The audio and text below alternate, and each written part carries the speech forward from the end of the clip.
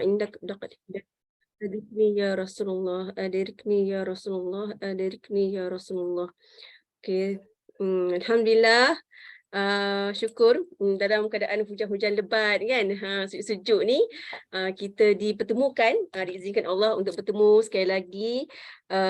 Agenda mingguan kita setiap hari Rabu jam 9 malam kan, iaitu kelas lah, kelas insyaAllah mudah-mudahan kelas ini iaitu kelas anxiety ini dapat bantu kita untuk lebih memahami tentang penyakit yang memang sekarang ni memang ramai orang sakitinya, menderitainya. Okey. So alhamdulillah Kak Baiti nak terus share. Nampak ke slide ini? Nampak slide tak? Coach Lee nampak slide tak? Okey Kak. Nampak okey, ya? cuba Kak besarkan je. Besarkan ya. Okey, alright. Alright. Okey, alhamdulillah. InsyaAllah seperti yang Coach Lin bagi tahu tadi kan, Kak Waiti akan sampaikan lah, akan share, share ilmu berkenaan tentang anxiety dan depression. Tapi just nak tanya di sini kan, yang dihadiri 531 orang ni, ada tak anda kan, kalau anda tak tidak keberatan lah kan, nak cerita dalam ruangan chat, adakah anda pernah mengalami anxiety? Rasa-rasa macam pernah mengalami anxiety. Kalau sebelum ni pernah mengalami, tekan 1. Boleh tak? Ada jumpa orang anxiety. Okey, ada jumpa. Okey. Ada tak siapa yang segan nak mengaku? Segan nak mengaku. Satu. Pernah mengalami anxiety. Subhanallah. Okey, insya-Allah Pak, Encik Fazli, Coach Lin, memang ramai kan, tak sangka dalam tengok sihat-sihat gebu-gebu ni kan. Rupanya masing-masing ada mengalami anxiety. Sebenarnya Kak Baiti pun ada kan. Kak Baiti pun pernah mengalami, tapi orang kata apa, nanti Kak Baiti akan elaborate lebih mendalam. Apakah yang dikata anxiety ni? Anxiety disorder. Maksudnya benda yang tak terkawal. Perasaan takut, cemas tu memang biasa, normal. Kak Baiti pernah. Even dalam talk pun pernah. Dalam talk ni kan Kak Baiti pernah mengalami. Cuma alhamdulillah dapat dikawal lah. Maksudnya boleh selesaikan talk kan. Pernah kan Coach Lin, ingat tak masa beberapa minggu lepas Kak Baiti pernah tercungap-cungap rasa benda tu lah. Tapi alhamdulillah lah boleh selesaikan kan. Tak sangka bila Kak Baiti nak present malam ini, kita mengkaji apakah apakah ciri-ciri anxiety tu. Rupanya aku punya kena pula hari tu kan, bila teringatlah peristiwa tu. Okey. So sebenarnya Okey, anxiety disorder. Anxiety disorder ni dalam bahasa Inggeris lah. Kalau dalam bahasa Malaysia ni adalah gangguan kecemasan. Dan daripada anxiety inilah yang akan membuatkan kita akan menjadi depression tu. Depression tu satu penyakit yang dah agak kronik, iaitu kemurungan. Tapi permulaannya adalah anxiety, itu gangguan kecemasan. Okey, so sebenarnya membawanya kita pada isu pada hari ini adalah kerana viralnya kisah ni kan. Mungkin kita ni tak ada famous sangat, so tu yang nampak macam penyakit ni biasa-biasa, tapi bila kita kenali adalah orang famous dekat negara kita yang mengalami kan, dan viral pula di media sosial, membuatkan kita rasa penyakit ni dah makin barah, dah makin ramai orang menderitai. So saja Kak Baiti nak highlightkan video ni kalau siapa yang tak pernah tengok kan. Dan untuk anugerah seterusnya, pelakon lelaki terbaik. Excuse me, minta maaf.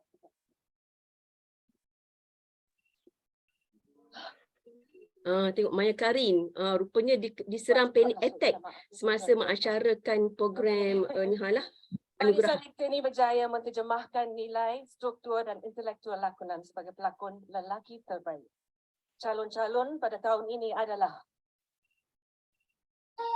Festival Film Malaysia ke-32. So rupanya Maya Karin, aktor lah pelakon, dia mengalami panic attack semasa mengasyarakan program di festival festival yang dalam video tu lah kan. So membuatkan dia tak boleh nak tak boleh pakai kasut kan, rasa macam rimas, rasa lemas saja kan. Lepas tu nafas pun kita dengar nafas tercungap-cungap, lepas tu nampak dia trembling, maksudnya dia bergetar kan tangan itu. So itulah antara situasi dia mengalami anxiety. Iaitu salah satunya antara jenisnya panic attack. Okay, so sebenarnya statistik dalam Malaysia sendiri memang menunjukkan selepas MCO kan, selepas PKP, selepas negara kita mengalami pandemik, memang banyak kes-kes anxiety disorder ni ataupun masalah mental lah ya, kesihatan mental, yang mana gender orang perempuan lebih banyak yang menderitainya, lebih kurang 66% banyaknya. Lepas tu age-nya, dia punya umur lebih kurang 42% ni memang pada umur antara range 25 hingga ke 34 tahun. Memang belia lah ya, penyakit ni memang banyaknya belia ataupun orang yang dewasa ya. Lepas tu etniknya memang orang Melayu rupanya, masya-Allah kan. Orang Melayu banyaknya mengalami masalah ini 81%. Dan dia punya negeri ialah kepadatan yang tinggi lah, itu pada 76% ialah dialami di kalangan masyarakat di kawasan Selangor dan juga KL. Maksudnya tempat-tempat yang maju lah kan, maju. Okey. So insya-Allah pada hari ini kita akan mendengar kan tentang definisi anxiety disorder tu apa, lepas tu tanda dan gejala, penyebab, faktor risiko, komplikasi, pencegahan ataupun macam mana kita atasi, solusi dan juga testimoni. Okey. Okey, so definisi anxiety disorder. Okey, anxiety disorder ni maksudnya apa? Okey, dia sebenarnya memiliki rasa cemas adalah hal yang wajar. Maksudnya benda yang normal tau rasa cemas kita ni. Tapi jika selalu sering merasa cemas secara berlebihan dan tanpa ada alasan yang kuat, anda mungkin memiliki gangguan kecemasan atau dikenali juga sebagai anxiety disorder. Maksudnya bila kita rasa cemas, macam Kak Bati cerita tadi pada awal-awal tadi kan, hari tu Kak Bati tengah beritahu, tapi bila Kak Bati dapat berita yang anak Kak Bati ni dia masa tu kan kes orang-orang colik budak ni kan, anak Kak Bati berngaji, ayahnya pula tak ambil dia. So masa tengah talk ni kepada dah terbayang benda yang menakutkan. So tu yang membuatkan bila kita sampai tu suara pula tercungap kan. Tapi alhamdulillah benda tu dapat dikawal. So maksudnya bila kita cemas tu memang normal kan. Tapi bagaimana kita nak mengurus, nak mengawal, itulah yang penting ya. Sebabnya bila orang yang anxiety disorder ni, itu tak boleh diurus, tak boleh nak kawal benda tu. Okey. So cemas dan gangguan kecemasan adalah dua perkara yang berbeza ya. Okey, so jika mengalami anxiety disorder ataupun gangguan kecemasan, anda akan merasa mudah risau terhadap sesuatu hal bahkan ketika sedang dalam situasi normal pun. Maksudnya orang yang anxiety disorder ni dia hal normal lah, hal biasa pun dia dah rasa cemas ya. So pada tahap parah, pengidap ini akan mengganggulah aktiviti harian dia. Maksudnya dia tak boleh nak melakukan kerja-kerja yang biasa dilakukan. Okey, lepas tu penyakit ni sebenarnya adalah sejenis gangguan mental yang menyebabkan rasa cemas dan takut berlebihan. Dan membuatkan tidak semangat. Orang ni dia tidak akan menjadi semangat untuk melakukan kerja harian, termasuklah hobi yang dia biasa gemari buat. Dan rasa cemas dan takut ni biasanya orang ni didiagnoskan sebagai anxiety disorder setelah dia mengalami waktu panjang, lebih kurang 6 bulan. Ya, 6 bulan dia mengalami benda ni, dan dia check mesti biasanya dia akan didiagnoskan sebagai penderita anxiety disorder. Tapi sekiranya dia sekejap-sekejap kan, maksudnya lepas tu hilang, dia boleh kontrol, itu belum lagi lah, itu cemas yang biasa. Okey. So dia akan membuatkanlah ketakutan dia ataupun kecemasan ini akan membuat dari sudut fizikal dia pun kita boleh nampak ya, itu dia cepat lemas ya secara fizikal. Okey, so jenis anxiety ni, sebenarnya anxiety ni banyak jenis. Selalu kita tahu cemas sahaja kan. So sebenarnya dalam sudut perubatan dia ada banyaklah nama-nama yang spesifik, okey, yang saintifik. Pertamanya agoraphobia, iaitu memiliki perasaan takut dan sering menghindari tempat atau situasi yang menyebabkan rasa panik. Ya, tak boleh rasa tak tolong ataupun rasa malu. Lepas tu yang keduanya, generalized anxiety disorder, GAD, itu rasa cemas yang kronik yang ditandai dengan rasa khawatir ataupun rasa takut, ya, rasa risau dan tegang yang berlebihan. Dia ni membuatkan dia tak boleh terurus, tak boleh tak boleh uruslah, ya, rasa tegang, rasa risau itu, dan dia akan rasa gelisah, ya, dan dia akan risau, tegang, membuatkan dia rasa sulit untuk concentrate dengan pekerjaan dia dan susah nak tidur. Kadang-kadang dia mempunyai badan yang dia letih, dia rasa ngantuk tapi dia tak boleh nak tidur. So orang ni akan membuatkan dia mengalami insomnia juga. Okey. So seterusnya panic disorder ataupun gangguan panik. Macam tadilah kan Maikarin tu kiranya panic attack, pun sama juga panic disorder atau nama lain. So dia bukan kecemasan yang biasa-biasa, dia gangguan panik ni muncul secara tiba-tiba dan berulang kali tanpa adanya alasan jelas. Dia tiba-tiba je kan. Seseorang yang mengalami keadaan ini umumnya juga menunjukkan gejala-gejala fizikal seperti keluar peluh berlebihan. Maksudnya tiba-tiba dia berpeluh, lepas tu sakit dada, sakit kepala, ya, tiba-tiba rasa sakitlah kepala tu, sesak nafas. Tu membuatkan kita dengar tadi kan, suara pun jadi tercungap-cungap. Dia macam dengar dia punya nafas dia memburu, nafas dia tu laju dan degup jantungnya juga tidak teratur. Banyak orang sering menganggap gejala ini sebagai serangan jantung, tapi sebenarnya dia bukan serangan jantung lah, dia adalah panic disorder. Cuma memang sakit dada bila mengalami benda ni. Okey, so satu lagi, selective mutism. Ya, ini biasa berlaku pada anak-anak. Ya, kan ini pun jenis anxiety juga. Tak sangka ya budak-budak pun pandai anxiety kan. Kita je yang tak mungkin lepas ni mungkin ibu bapa boleh lebih alert kan dengan anak-anak kita ni. Rupanya diorang pun mengalami anxiety. Okey, anak-anak ni untuk kes selective mutism ni, dia anak yang tidak boleh bercakap pada keadaan atau situasi tertentu. Contohnya, diorang tak boleh bercakap kat sekolah. Tapi padahal kat rumah, kat tempat lain kan, dia boleh je tak ada masalah bertutur. Betul tak? Ada tak siapa-siapa yang mengalami macam ni? Anak dia macam ni. Kan? Cikgu kat sekolah mengadu. Dia ni tak pandai bersosial ke ataupun tak nak bercakap kan, tak nak ni di sekolah. Tapi di rumah kita nampak okey je, macam biasa je kan. So mungkin boleh jadi dia mengalami selective mutism, itu sejenis anxiety. So jika tidak diatasi segera kan, keadaan ini akan mempengaruhilah aktiviti anak di sekolah tu. Dia membuatkan dia bila beranjaknya dewasa, dia boleh jadi masalah yang muncul pada tempat kerja dia, ya, tempat belajar dia di universiti dan sebagainya, dan dia akan membuatkan ada masalah komunikasi dengan orang lain. Okey. Okey, lepas tu seterusnya dia ada gangguan kecemasan. Salah satu jenis anxiety lain ialah gangguan kecemasan berpisah, separation anxiety disorder. Ini dia berlaku pada anak-anak juga, yang mana berlaku masa pertumbuhan atau pembesaran dia lah. Yang biasa ini berlaku kerana faktor perpisahan ibu bapa.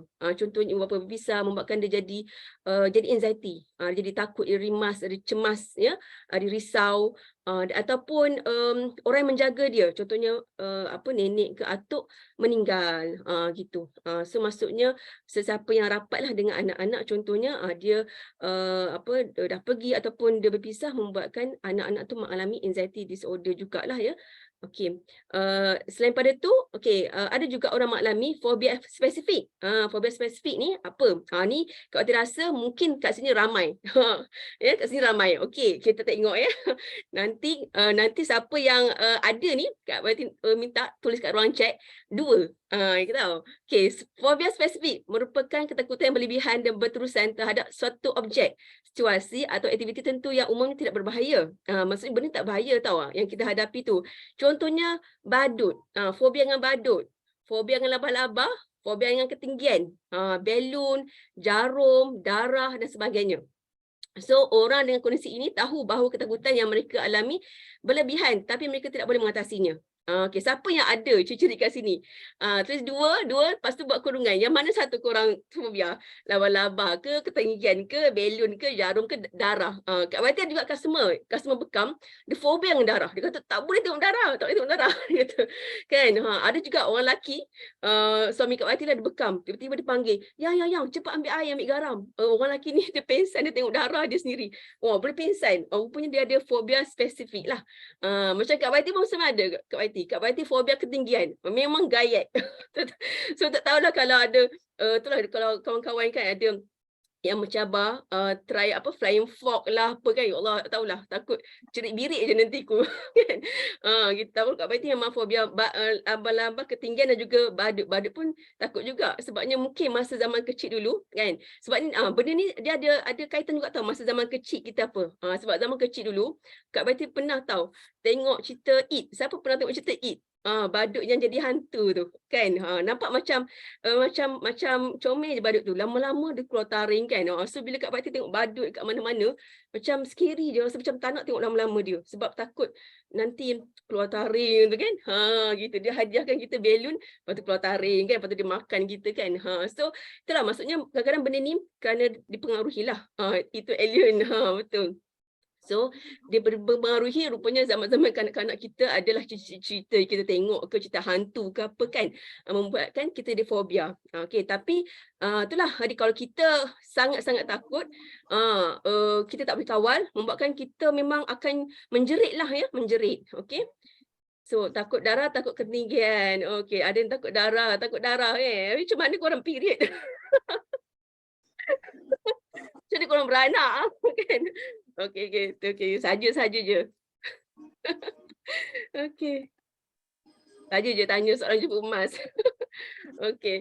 So, ternyata lagi apa lagi jenis anxiety? Okey, gangguan kecemasan kerana kondisi medis tertentu. Oh, maksudnya yang ini kerana penyakit lah.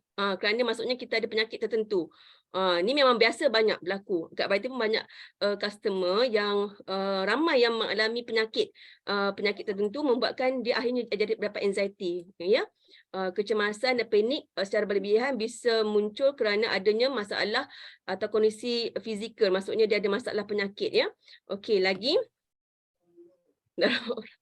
Okey, darah sini tak tengok darah orang. Okey. So, gangguan kecemasan sosial iaitu social anxiety disorder. Okey, lagi yang ni dia rasa takut ekstrim muncul ketika berada di tengah banyak orang. Maksudnya dia kena berucap ke, kena jadi speaker ke kan, ataupun jadi MC. Kadang-kadang kita jemput kan ahli tim kita jadi MC pukul 6 petang, pukul 8 malam kan. Program nak pukul 9 malam. Terus dia berpeluh kan. Terus dia jadi takut ke. Ada yang nak sampai lari daripada rumah pun ada kan. Punya takutnya nak jadi MC walaupun dalam Zoom kan. So mungkin dia ada mengalami gangguan kecemasan sosial atau social anxiety disorder. So gugup ketika bertemu orang lain, terutama orang asing atau orang yang cukup penting. Benda tu normal sebenarnya. Namun ketika anda merasa selalu merasa gugup bahkan takut berada di lingkungan baru sampai berpeluh, rasa mual, rasa macam nak muntah kan. Lepas tu dan mengalami kecemasan sosial. Berbeza dengan rasa malu atau gugup yang umumnya hanya berlangsung sebentar saja. Kan situasi ini berlangsung berterusan pada waktu yang lama. Sumber penyebab dari kecemasan sosial adalah rasa takut yang teramat lah, takut dihakimi, takut dinilai oleh orang lain. Okey. So lepas tu gangguan kecemasan sosial adalah satu jenis fobia kompleks yang mana jenis ini memiliki kesan yang merosaklah bahkan sampai melumpuhkan kehidupan penderitanya. Okey, lepas tu ini kerana gangguan ini dapat mempengaruhi kepercayaan dan harga diri seseorang, mengganggu hubungan dan prestasi di tempat kerja atau sekolah. Okey. Jantung laju macam nak luruh ya. Okey. Alright.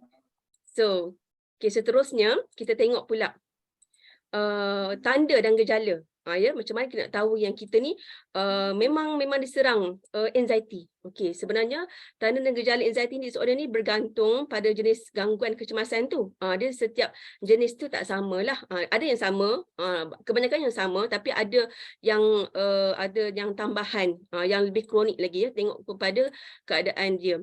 Okey, kalau gangguan kecemasan umum, maksudnya anxiety yang umum GAD. Okey, dia rasa letih kan, tiba-tiba kita rasa macam bahu berat, rasa macam letih kan, penat. Lepas tu gelisah turun-menerus, sulit untuk berkonsentrasi dan fikiran jadi kosong. Kan tiba-tiba contohnya nak berucap, ada apa benda cakap semua terus warna putih kan, terus warna putih terus blur kan, kosong. Lepas tu mudah rasa marah dah tersinggung, lepas tu krem otot, rasa macam apa kaki, lutut semua lemah. Lemah, rasa nak tertanggal lutut semua kan.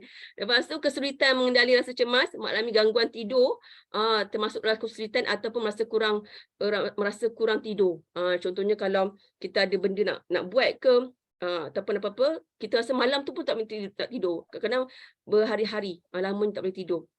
Okey.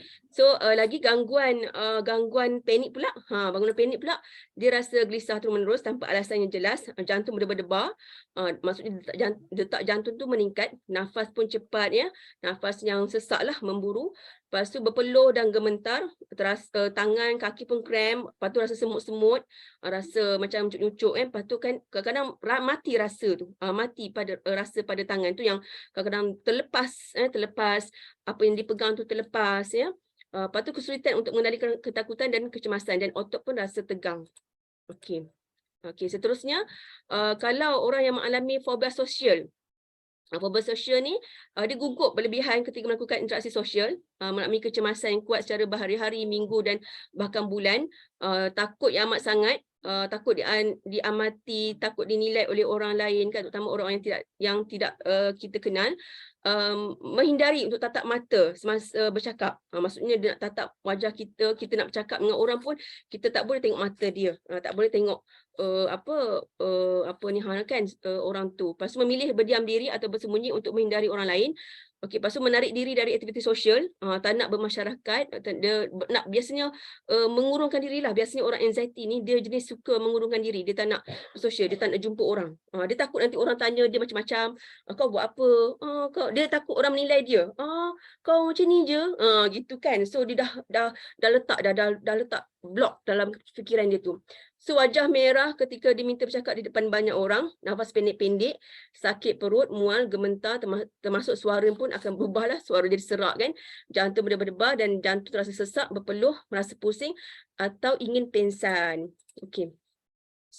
So seterusnya fobia spesifik. Fobia spesifik ni yang takut lah, yang takut, yang badut tu lah, takut darah tu kan. So memiliki takut yang amat sangat terhadap objek, benda, situasi, badut lah, tempat tinggi lah. Kat Batam memang tempat tinggi itu, pernah tahu yang siapa pernah pergi Malaysia Rally bulan Ogos tu kan kita naik MITEC kan, pergi program tu kat MITEC. Perasan tak dia punya lift itu Lucina, jarang lift itu transparent. Ya Allah, Kak Mati dah lah takut benda ketinggian. Lepas tu nampaklah bangunan kan masa kita naik lift tu. Memang masa tu lutut dah bergetar dah. Lutut dah longgar dah. Rasa nak pingsan rasa macam tak boleh nak ni. Tapi kena kontrol lah kan. Sebab dah pakai blazer, dah pakai cantik kan. Tapi memang seriously kalau tak ada orang dalam tu memang Kak Betty ni memang Kak Betty dah lumpuh dah rasanya. Okey. So detak jantung dan nafas tak teratur ketika melihat hal yang ditakuti. Okey, rasa takut berlebihan hingga berpeluh deras, mendadak mual, merasa marah semasa di tempat atau situasi di mana ada hal-hal yang berikut yang ditakuti. Sangat menghindari segala hal yang berhubung dengan hal yang ditakuti, mendadak lemas hingga pingsan semasa ketakutan yang ia rasakan telah mencapai puncaknya. Macam kat waktu itulah, memang masa tu naik lift tu memang nak kena ada teman. Muncullah Kak Ida, Kak Zuraida kan, tapi tak beritahu dia, macam kontrol berani je kan. Hari ni bongkar. Hari ni baru bongkar sebab bila cakap bab ini kan. Sebenarnya kontrol berani je, tapi ikutkan memang tak berani turun seorang-seorang. Sangguplah naik turun tangga kan. Turun tangga kita pegang kan batu tu. Okey, so seterusnya. Okey, penyebab. Penyebabnya apa? Okey, gangguan mental kesan daripada kecemasan berlebihan ini disebabkan oleh berbagai faktor seperti berikut. Pertamanya genetik keturunan daripada keluarga. Ya, maksudnya memang dia ada genetik lah. Kak Waiti pun ada saudara adik kau sebelah suami adik, dia ada masalah anxiety, masalah kemurungan. So dia ni lah, dia apa dia bila mak dia ada, anak dia pun ada, macam tu ya. So memang boleh, insyaAllah lah, mudah-mudahan kita kena rawat lah ya, kena rawat benda tu. Sebabnya memang genetik pun dia mempengaruhi juga, walaupun tak begitu besar percentage genetik tu. Lepas tu hormon yang terlepas dalam otak sehingga meningkatkan denyut nadi dan pernafasan, lingkungan yang mencetus stres dan membuatkan pesakit trauma seperti lokasi di mana terjadi buli, kekerasan atau kematian, ataupun setengah orang yang macam pesakit trauma ni, dia trauma dengan sesuatu lah. Contohnya dia pernah ada gangguan seksual, contohnya dekat tempat pejabat kan. So jadi macam anxiety, jadi macam cemas, risau ya. Penyalahgunaan ubat-ubatan, konsum kafein yang efek pada kerja jantung, ada juga gangguan kecemasan berasal dari otak yang membentuk respon rasa takut melalui ingatan dan memori dari objek yang pernah dirasakan. Dan masalah kesihatan yang menyebabkan gangguan pada organ jantung dan paru-paru dan thyroid. Nanti kita akan banyak bicarakan pasal yang masalah kesihatan ni, sebabnya majoritinya banyaknya kat sinilah ya. InsyaAllah lepas ni kita yang Kak Bati akan banyak tekankan ialah pada masalah kesihatan. Anxiety disebabkan kerana masalah kesihatan tu. Okey. So bila masalah kesihatan yang menyebabkan anxiety disorder, apa dia? Ya, apa yang masalah kesihatan yang membuatkan seorang tu akan dapat anxiety disorder? Okey, antaranya penyakit jantung. Ya, penyakit jantung. Sebab memang bila kena anxiety, memang dekat jantung dia akan berdegup kencang kan. So memang lama kelamaan, memang bila kalau dia sakit jantung, membuatkan bertambah penyakit tu akan bertambah. Sebabnya membuatkan jantung lagi lemah. Lepas tu diabetes ya, diabetes adalah sejenis penyakit disebabkan kerana hormon insulin yang dia resistant ya, insulin resistant. So penyakit anxiety disorder pun adalah disebabkan gangguan hormon ya, ketidakseimbangan hormon kortisol tu ya. So dia juga akan dicetuskan oleh masalah diabetes yang juga merupakan penyakit disebabkan kerana gangguan hormon. Okey, lepas tu masalah thyroid ya, masalah hormon juga. Thyroid ni sejenis kelenjar yang menghasilkan hormon thyroxine kan. So sejenis hormon. So bila kita ada masalah anxiety yang disebabkan hormon pun dia akan efek lah ya. Seperti ada hyperthyroidism, lepas tu gangguan pernafasan seperti penyakit penyakit paru-paru dan juga asma, penyalahgunaan narkoba ataupun nikotin ataupun dadah ya, lepas tu ketagihan alkohol, sindrom irritation usus, maksudnya ni IBS lah, IBS irritation bowel syndrome.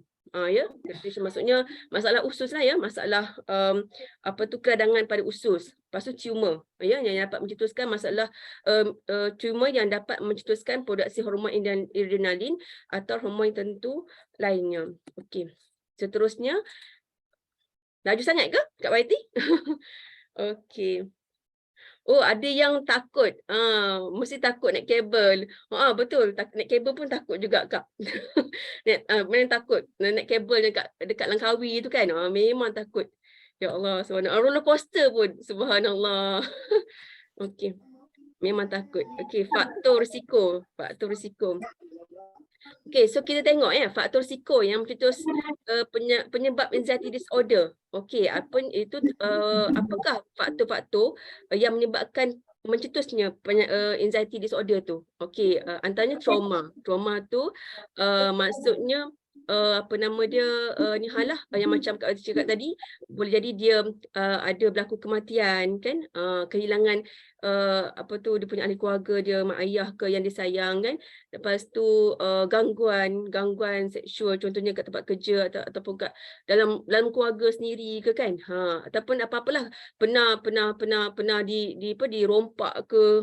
So benda itu membuatkan dia akan teriang-iang je. Tempat lain pun, walaupun tempat lain tu selamat je, tapi dia rasa macam tu. Kalau contohnya dia terima gangguan sosial, so ada setengahlah kes dia bila dah kahwin, suami dia pegang dia pun dia takut gitu, sebabnya dia pernah mengalami benda yang tak bagus lah dalam hidup dia kan, berkenaan dengan tu.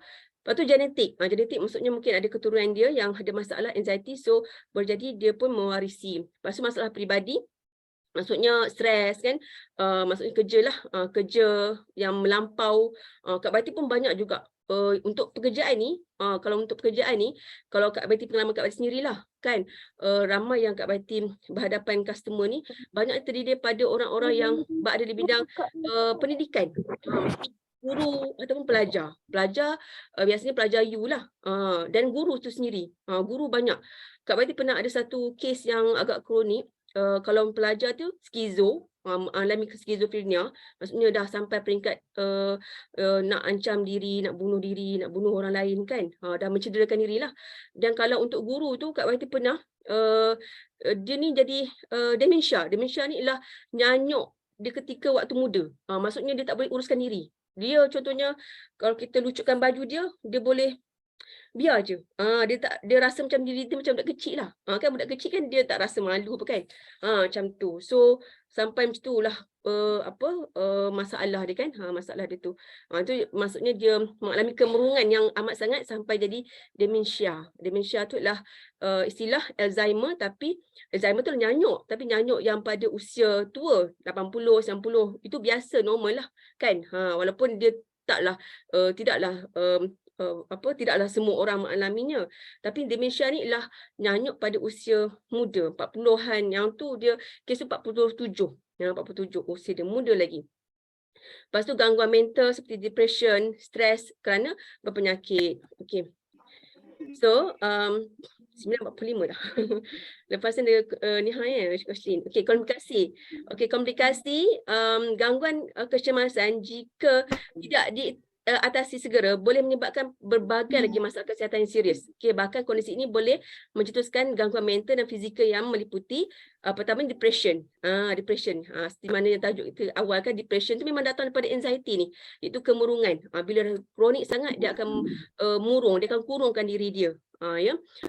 Lepas tu penyalahgunaan ubat-ubatan terlarang. Biasanya memang orang bila sakit ni dia akan mencari solusi, dia akan cari ubat dadah ke ataupun ubat tidur yang berlebihan. Kak Wati dulu pernah kawan sekolah, kawan se-U. Masa tu satu kes kat U tu dia stres, stres nak study kan, stres study. So dia tak boleh tidur. Dia makan Panadol 6 biji. Dia makan Panadol 6 biji, ya Allah, dia meninggal. Gitu. Masya Allah. Masa tu memang time kita periksa semua. Kita pula engineering kan, memang college engineering. So memang dia India lah. Di India dia makan Panadol 6 biji, lepas tu dia meninggal. Memang kecoh lah masa tu dekat blok tempat kita orang duduk tu. Gitu. So boleh jadi dia mengalami anxiety sebabnya menghadapi stres kan, kita nak belajar tapi jadi macam itulah ya. So gangguan pada sistem pencernaan, lepas tu sakit kepala dan nyeri di seluruh tubuh, lepas tu gangguan tidur, insomnia, lepas tu masalah di sekolah ataupun tempat kerja, kualiti hidup yang buruk, skizofrenia. Maksudnya memang lama-lama kelamaan kalau tak dibendung, lama-lama boleh jadi skizofrenia tu, maksudnya dia dah peringkat dia lah membunuh diri ataupun mencederakan orang lain. Dia mendengarlah suara-suara yang menyuruh dia melakukan perkara-perkara yang tak sepatutnya dia buat. Okey, seterusnya nak cegah, pencegahan ataupun nak atasilah secara ringan, secara yang boleh kita mampu buat ya. Pertamanya kalau boleh kita tenangkan fikiran dengan lakukan banyak zikir, ibadah kan. Lepas tu rendam air hangat untuk rehatkan otot-otot yang menegang ya. Lepas tu senaman kira-kira dalam setengah jam untuk mengurangi kecemasan, membuatkan kita rasa tenang dan percaya diri. Okey, lepas tu kalau boleh kita boleh guna minyak essential oil. Kita kan macam Forever Living ada essential oil, lavender, ada peppermint kan. So kita boleh guna juga untuk jadikan dia urut diri kita, ataupun aromaterapi untuk memudahkan kita tidur ataupun kita dalam bilik ni supaya kita tak cepat stres. Lepas tu kita bercerita, kita melakukan hobi yang kita suka, ataupun atau mencuba hal-hal baru yang belum pernah kita lakukan sebelum ini.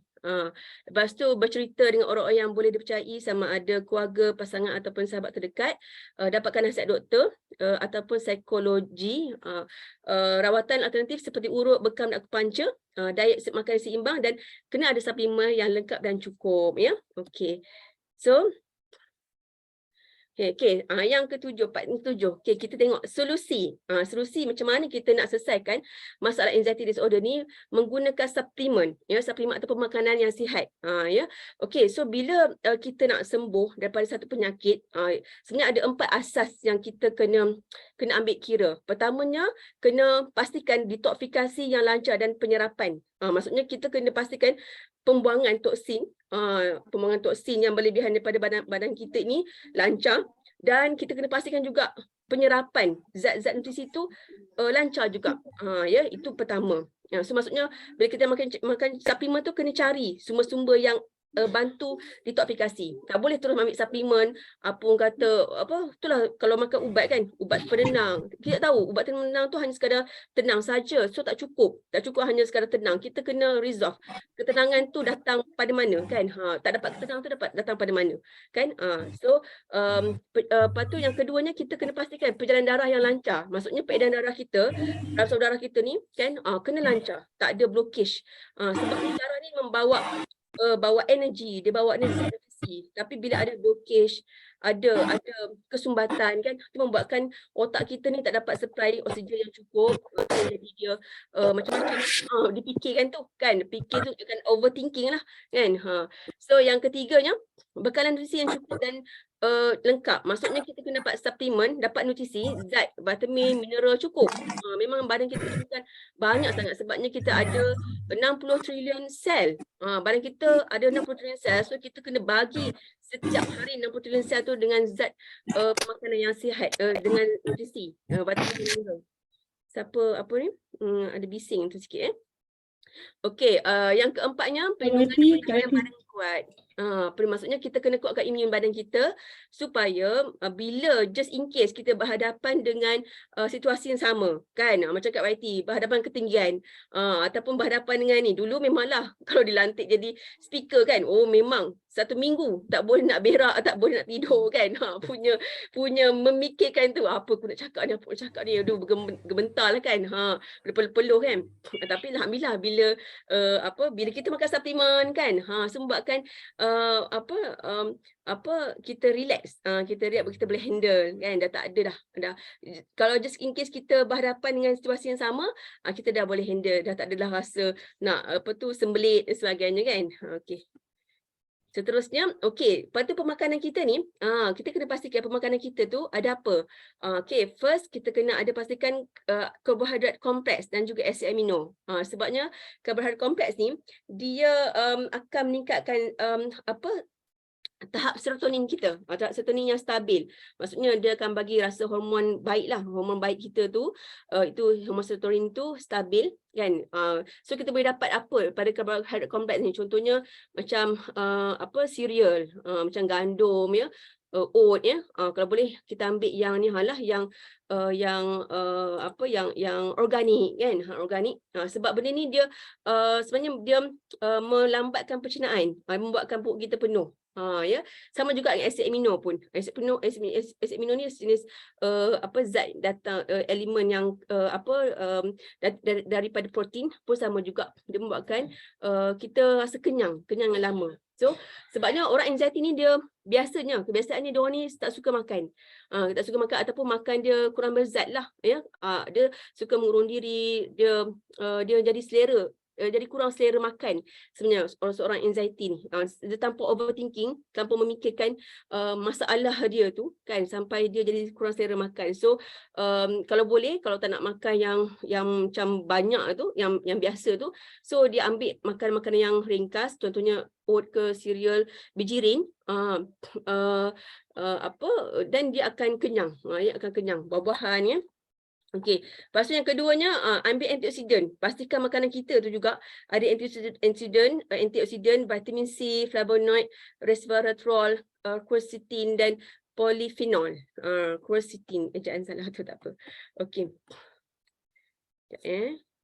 So seterusnya nanti Kak Wati akan elaborate dari mana, makanan mana yang kita boleh dapat ni. Ya, maksudnya makanan apa yang kita boleh dapat ni. Ya, makanan suplemen apa yang kita boleh dapat, zat-zat semua ni. Sebab zat-zat ni semua ni sangat perlu, orang anxiety ni sangat-sangat kena titik beratkan, dia kena dapatkan zat-zat macam ni. Okey, seterusnya dia kena ada asid lemak perlu ataupun omega dan omega 3. Ya, sebabnya dia boleh bantulah untuk lancarkan aliran darah semua.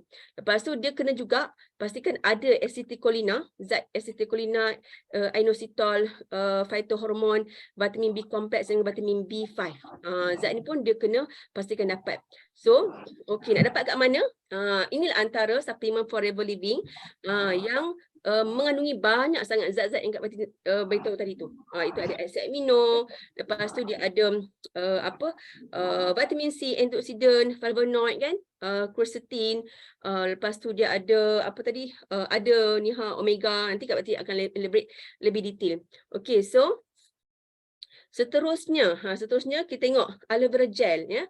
Saya pada gambar-gambar tadi tu kan tak nampak aloe vera gel kan, tapi sebenarnya aloe vera gel pun sangat bagus kita makan sebab dia ialah dia aloe vera ni tugasnya untuk pembuangan, dia melancarkan detoksifikasi ya, dia bantu untuk menyah toksin badan, lepas tu membantu penyerapan nutrisi, beri tenaga, anti radang dan membentuk lapisan perlindungan dinding pada usus kita tu. Sebab 70% immunity kita datang daripada kesihatan usus kita tu. Maksudnya sebenarnya usus kita ni adalah otak kedua.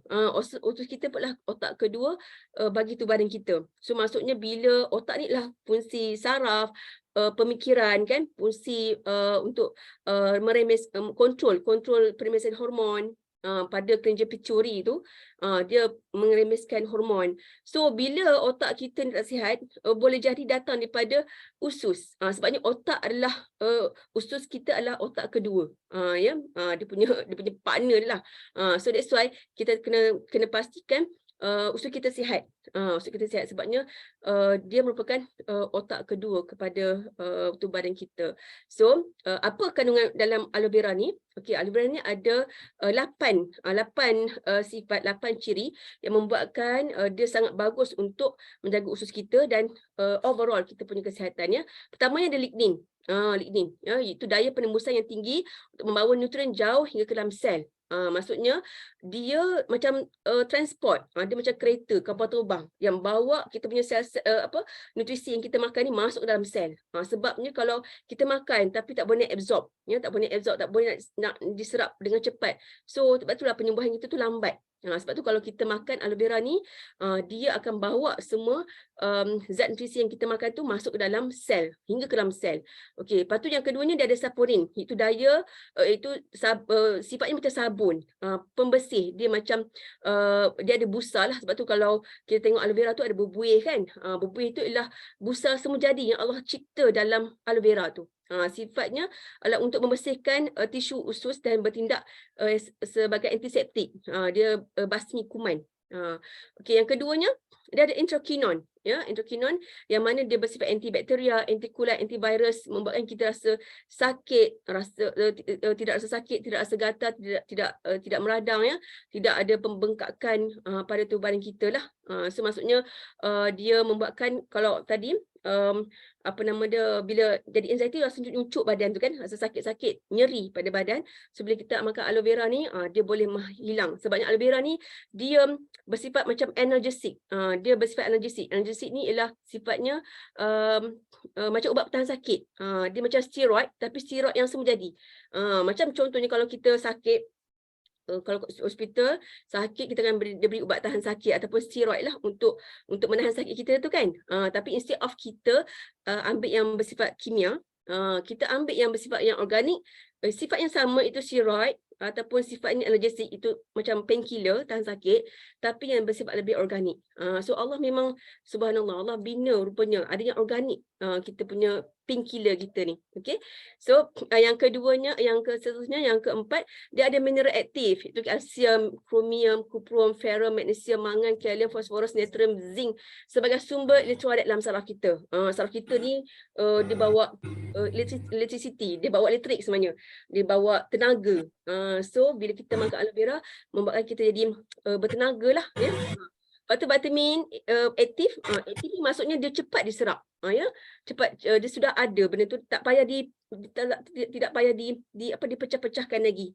Gitu. Tidak dipelah, maksudnya tidak perlu diuraikan sebab dia memang dah ada. Okey, dah ada aktif tu. So dia bila kita makannya terus serap dalam badan kita.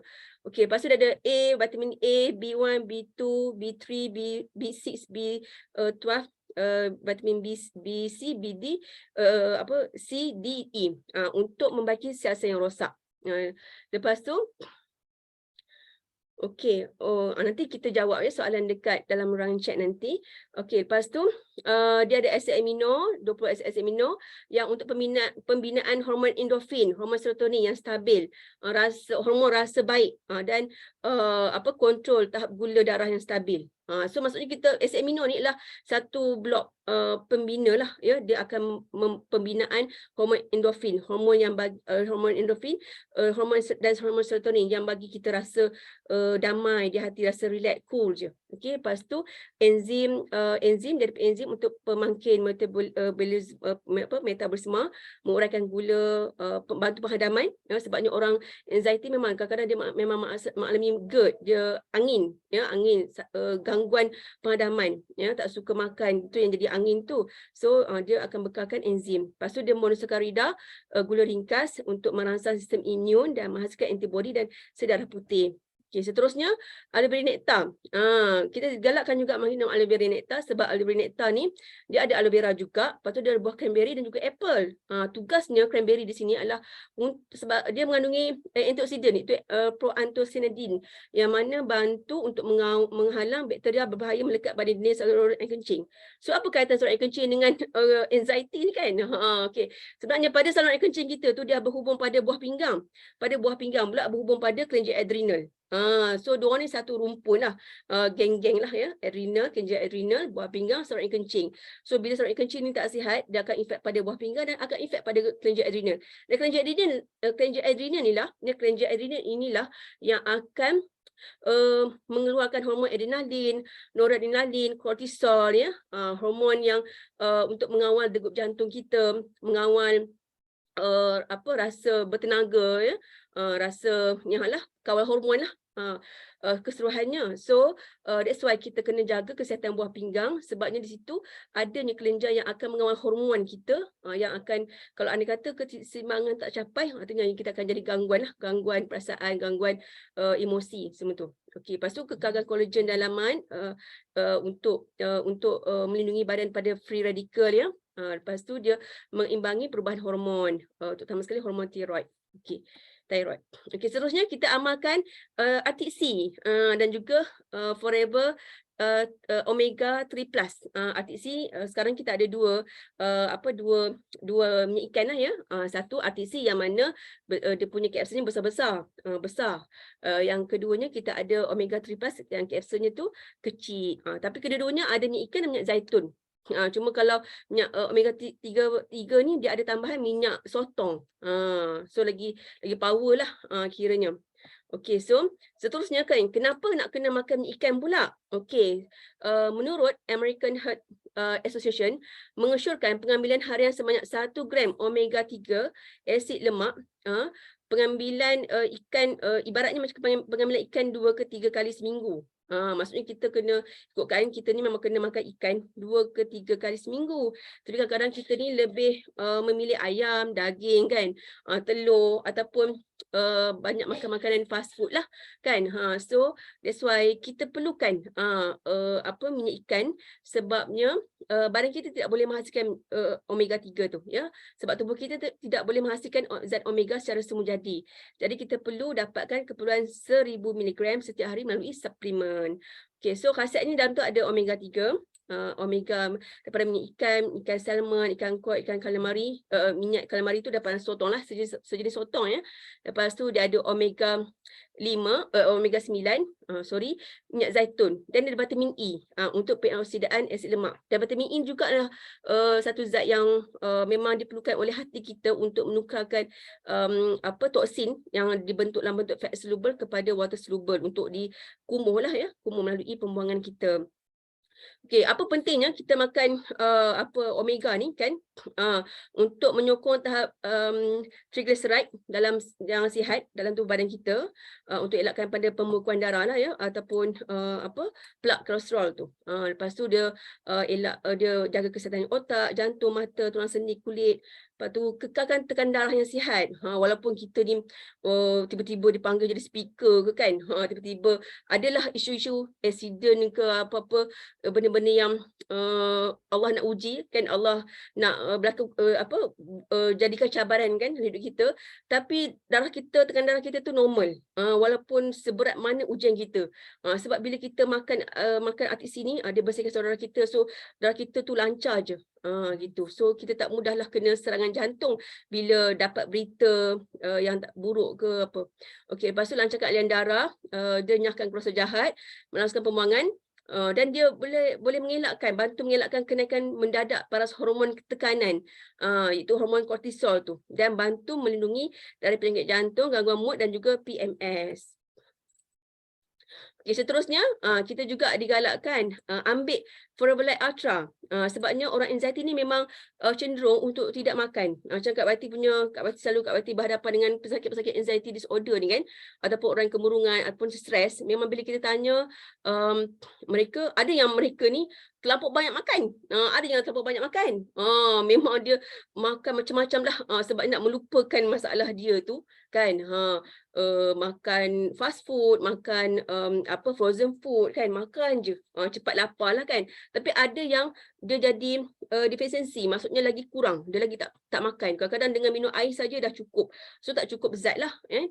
So that's why untuk membendung masalah makanan yang berlebih dan juga makanan yang kurang ni, elok kita jadikan Forever Lite Ultra ni sebagai food replacement. Maksudnya kalau untuk orang yang terlampau banyak makan, so dia boleh gantikan makanan tu kepada Forever Lite ni untuk diet kan, untuk supaya perut dia kenyang yang lama. Kalau untuk orang yang susah makan ataupun tak suka makan, tak makan pun mual kan, muntah kan, sebabnya dia ada masalah anxiety tu, so dia boleh gunakan Forever Lite ni juga untuk membuatkan dia tetap makan walaupun dia tak perlu nak mengadap makan secara formal, gitu. So dia lah non-GMO dan gluten free ya. Lepas tu membekalkan 18 jenis asid amino yang diperlukan oleh tubuh badan kita. Okey, satu skop mewakili dalam 13 gram protein. Lepas tu dia bagi kenyang nanti pun lama lah. Ya, so dia dan bagusnya untuk anxiety ni, selain pada untuk settle down masalah selera makan mereka kan, dia juga oleh kerana dia ada asid amino yang banyak, dia boleh bantu untuk pembinaan sel-sel hormon. Sebabnya badan kita perlukan hormon yang seimbang kan. Itulah kita kena banyak makan sesuatu yang boleh membina hormon-hormon yang baik, hormon serotonin, hormon hormon endorfin, untuk bagi kita rasa damai, rasa relax, cool kan. So kita kena, bila hormon kortisol, hormon stres yang meningkat, so kita kena ada sesuatu yang boleh counter back balik, banyakkan lagi hormon-hormon baik supaya dia seimbang macam tu. So that's why kita makan ini, alhamdulillah, ya, jadi kenyang, jadi relax, perut kita tak mengecut, tak kan biasa orang anxiety ni dia perut dia pun jadi kecut, dikeras kan, jadi tu jadi kadang cerit-birit kan, gitu. Okey. So, lagi, kita amalkan juga vitamin C. Vitamin C, bagus ni Forever Living. Vitamin C-nya sebenarnya dibuat pada betik, buah sitrus, madun juga oat. Ada oat tau. Satu-satunya vitamin C kat dunia ini yang ada oat. Tak ada tempat lain. Sekejap. Okay, so dan dia satu tablet tu 60 mg saja. Ya. Okay, so apa bagusnya vitamin C bila kita seorang anxiety makan? Okay, vitamin C ni boleh mengekang tahap hormon tekanan tu, hormon kortisol tu. Okey, dia boleh mengekang perembesan hormon kortisol yang banyak. So satu kajian di Jerman di psychopharmacology yang mendapati bahawa vitamin C boleh membantu mengurangkan tekanan dan mengembalikan tekanan darah dan kortisol ke paras normal selepas keadaan tertekan. Maksudnya di sini itulah kita tak boleh elak benda-benda benda-benda yang akan menekan kita ni kan. Kita tak boleh elak. Contohnya kena buat 5 cc kan. 5 cc, 25 cc. Kan alamak nak kejar KPI ni kan. Kita rasa macam stres kan, tertekan kan. Nak capai target ke apa, nak naik super ni. Lagi 10 cc tak settle lagi kan. Memang kita akan rasa tertekan. Tapi kan bila kita makan vitamin C, kita tak ada membuatkan tekan darah.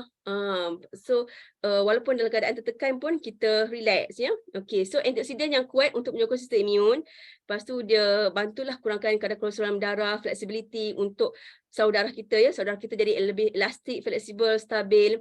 Kalau untuk kulit tu memang nampaklah beza berseri-seri kan. Lepas tu elak pada gangguan masalah pernafasan lah, demam, sakit tekak tu insya-Allah boleh diatasi bersama. Okey, so seterusnya pemestin. Okey, pemestin ni kan masa awal-awal tadi Kak Wati ada cakap kita kena ada polifenol, antioksidan kan, phytohormon, flavonoid, ada semuanya ada dalam pemestin ni. Ya, resveratrol, quercetin, semua ada dalam pemestin sebabnya dia zat-zat inilah yang bantu untuk mencegah keradangan dan juga boleh menurunkan radikal bebas. Sebabnya bila sebenarnya badan kita bila banyak hormon yang tak baik, contoh hormon kortisol, dia akan membuatkan kadar toksin kita pun akan meningkat. Kadar toksin kita akan meningkat. So, toksin ni juga dia akan membuatkan free radical. Free radical ni lah yang akan membuatkan jadi tumor ataupun kanser. So, pemestin ni dalam zat-zat dalam dia bantu untuk mencegah daripada tumor ataupun kanser tu. Dia akan neutralizekan balik. Ya.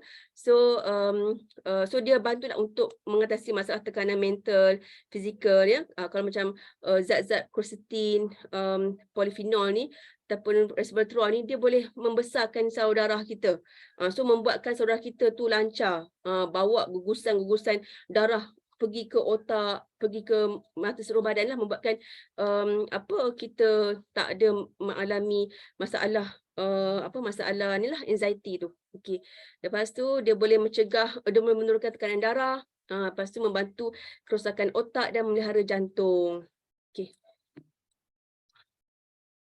Okey, so kita tengok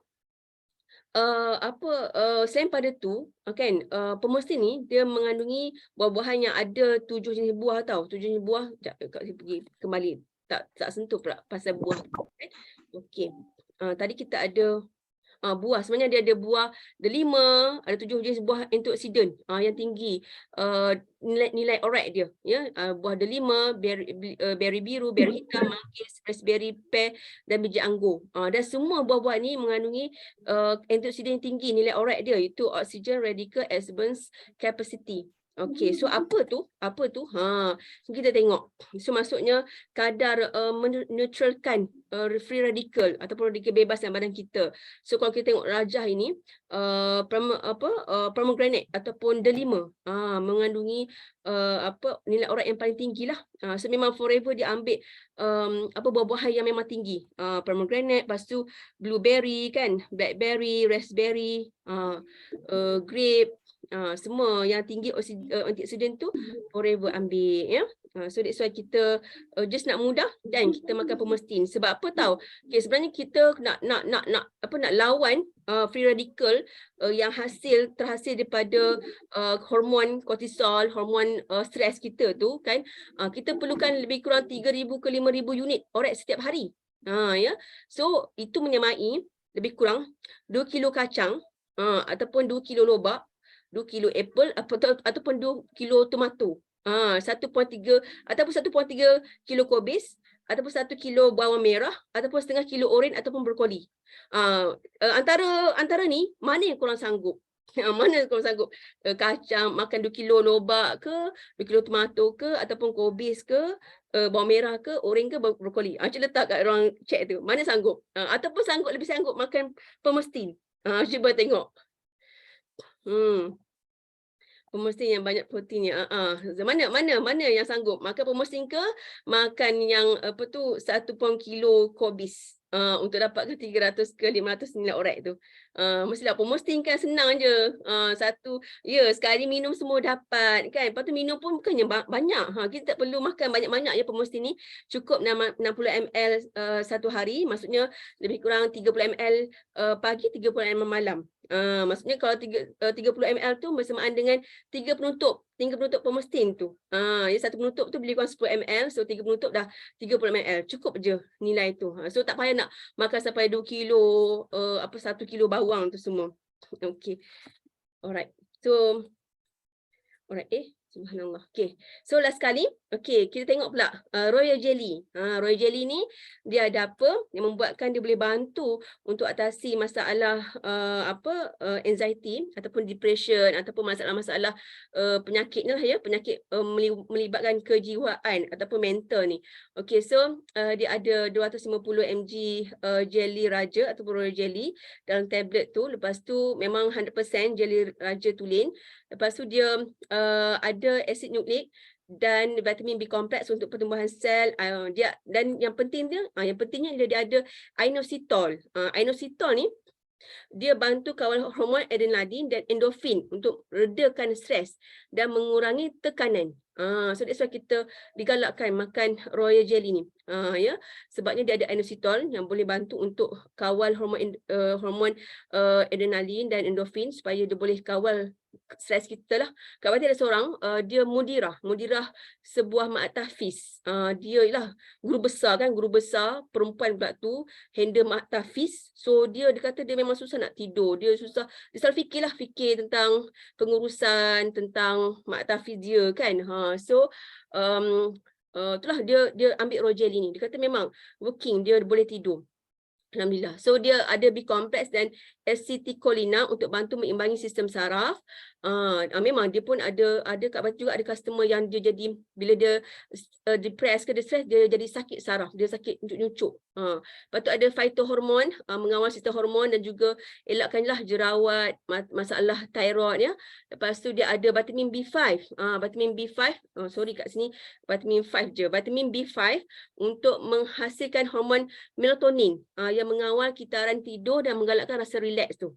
Setelah Kak Wati suggestkan pada mudirah tu dia makan ni, dia alhamdulillah dia dah boleh tidur. Dan ada seorang tu pesakit Kak Wati juga, customer, dia pun ambil royal jelly sebab dia pun sama juga, dia tak dapat tidur. Dia amalkan satu diet ni lah diet ni lah tak makan. Itulah dia ada satu, dia ambil course dia, diet tak makan membuatkan dia drop sangat berat badannya.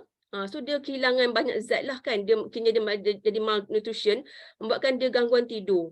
So that's why Kak Bati umur pun dah 50-an, so that's why Kak Bati bagi royal jelly juga untuk dia amalkan supaya dia mudah tidur dan bekalkan banyak zat untuk dia. Okey, lepas tu dia juga bantu untuk mengawal hipertensi, kolesterol tinggi, stabilkan jantung, untuk mengawal juga mengatasi gejala menopause. Menopause memang akan terjadi, semua perempuan akan mengalami menopause, tapi InsyaAllah dengan amalkan royal jelly ini, kita boleh kawal gejala-gejala dia. Maksudnya perubahan hormon yang mendadak tu kan, tiba naik, tiba-tiba turun, lepas tu tiba-tiba jadi panas kan. So benda tu boleh dikawal normal, so membuatkan kita menjalani proses menopause tu dengan gembiranya. Dengan gembira, dengan hati yang tak ada gangguan lah. Ya. Lepas tu tak adalah tiba-tiba meradang jadi garang kan. Gitu. Lepas tu untuk atasi masalah haid yang teratur, sebab memang kalau orang anxiety ni bila kita tanya haid dia, memang dia akan jadi memang jadi high wire lah. Haid dia pun ada kadang setahun tak datang. Ya, lepas tu bantu rasa loya, mual, muntah dan kejang urat dan atasi masalah keguguran rambut. Ya, okey. Alright, seterusnya, okey, testimoni. Dekat habis je.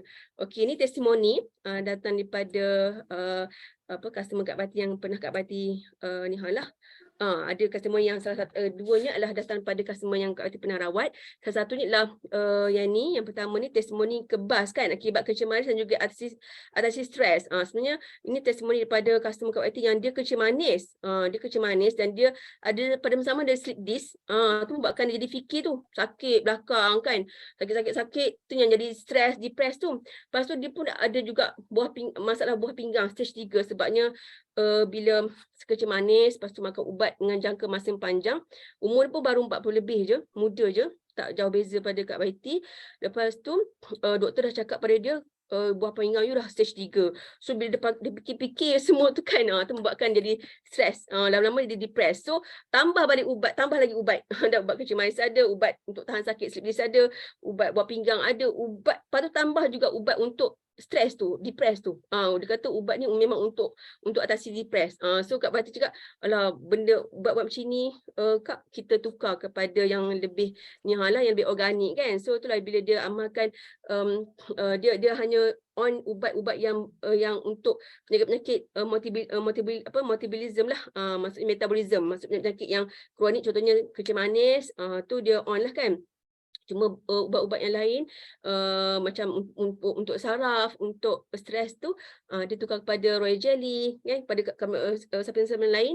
So alhamdulillah dia boleh kawal stres dia tu. Dan buah pinggang dia, kreatinin dia pun dah menurun. Sebabnya buah pinggang yang stage 3 sebab kreatinin dia tinggi. Lepas tu dia ada seorang tu dia anxiety, lepas tu prolaktin tinggi dalam darah, GERD dan dia dah skizofrenia. Yang ni dah sampai peringkat skizo sebabnya dia dah ada gangguan suara yang kena ni lah, yang suruh dia buat sesuatu kan. Tapi dia tak sampai buat sesuatu lagi lah yang adik ni. Baru lagi bulan November lepas, dia anxiety dia student baru grad je. Dan dia prolaktin, oleh kerana dia ada gangguan hormon, so prolaktin dia tinggi. Dia tak kahwin lagi. Nah, dia baru grad, tapi prolaktin ni adalah hormon susu. Hormon susu dia tinggi. Maksud dia tak kahwin lagi tapi dia boleh mengeluarkan susu. So memang dah out lah dia punya hormon tu kan, dah high wire kan. So bila dia fikir macam tu, banyak fikir, tu membuatkan lama-lama dia jadi anxiety, dia jadi stress, depressed. Dia tak suka makan. Dia rasa dia memang benci dengan makanan. So alhamdulillah bila Kak Baiti bagi kat dia, alhamdulillah dia kata alhamdulillah dia amalkan, perut dah tak masuk angin walaupun 8 jam tak makan. Itulah masalah, dia memang benci makan. Sampai tak boleh benci-benci makan kan. Kak Baiti cakap kena makan, tapi tak apa kalau tak makan, makan yang Forever Light tu. Kan dia boleh. So walaupun dia kata dia tak makan, alhamdulillah dia makan supplement Forever Living. Walaupun tak makan selama 8 jam, dia tak rasa perut angin. Lepas tu dia tak ada rasa mual lagi dah pada pagi-pagi. Lepas tu dia makan sikit pun, dia oleh kerana dia malas nak makan, benci makan kan, malas nak makan. So dia makan sikit pun dah kenyang dah. Lepas tu alhamdulillah muka dia pun dah makin comel kan, dah tak ada bintik-bintik muka tu.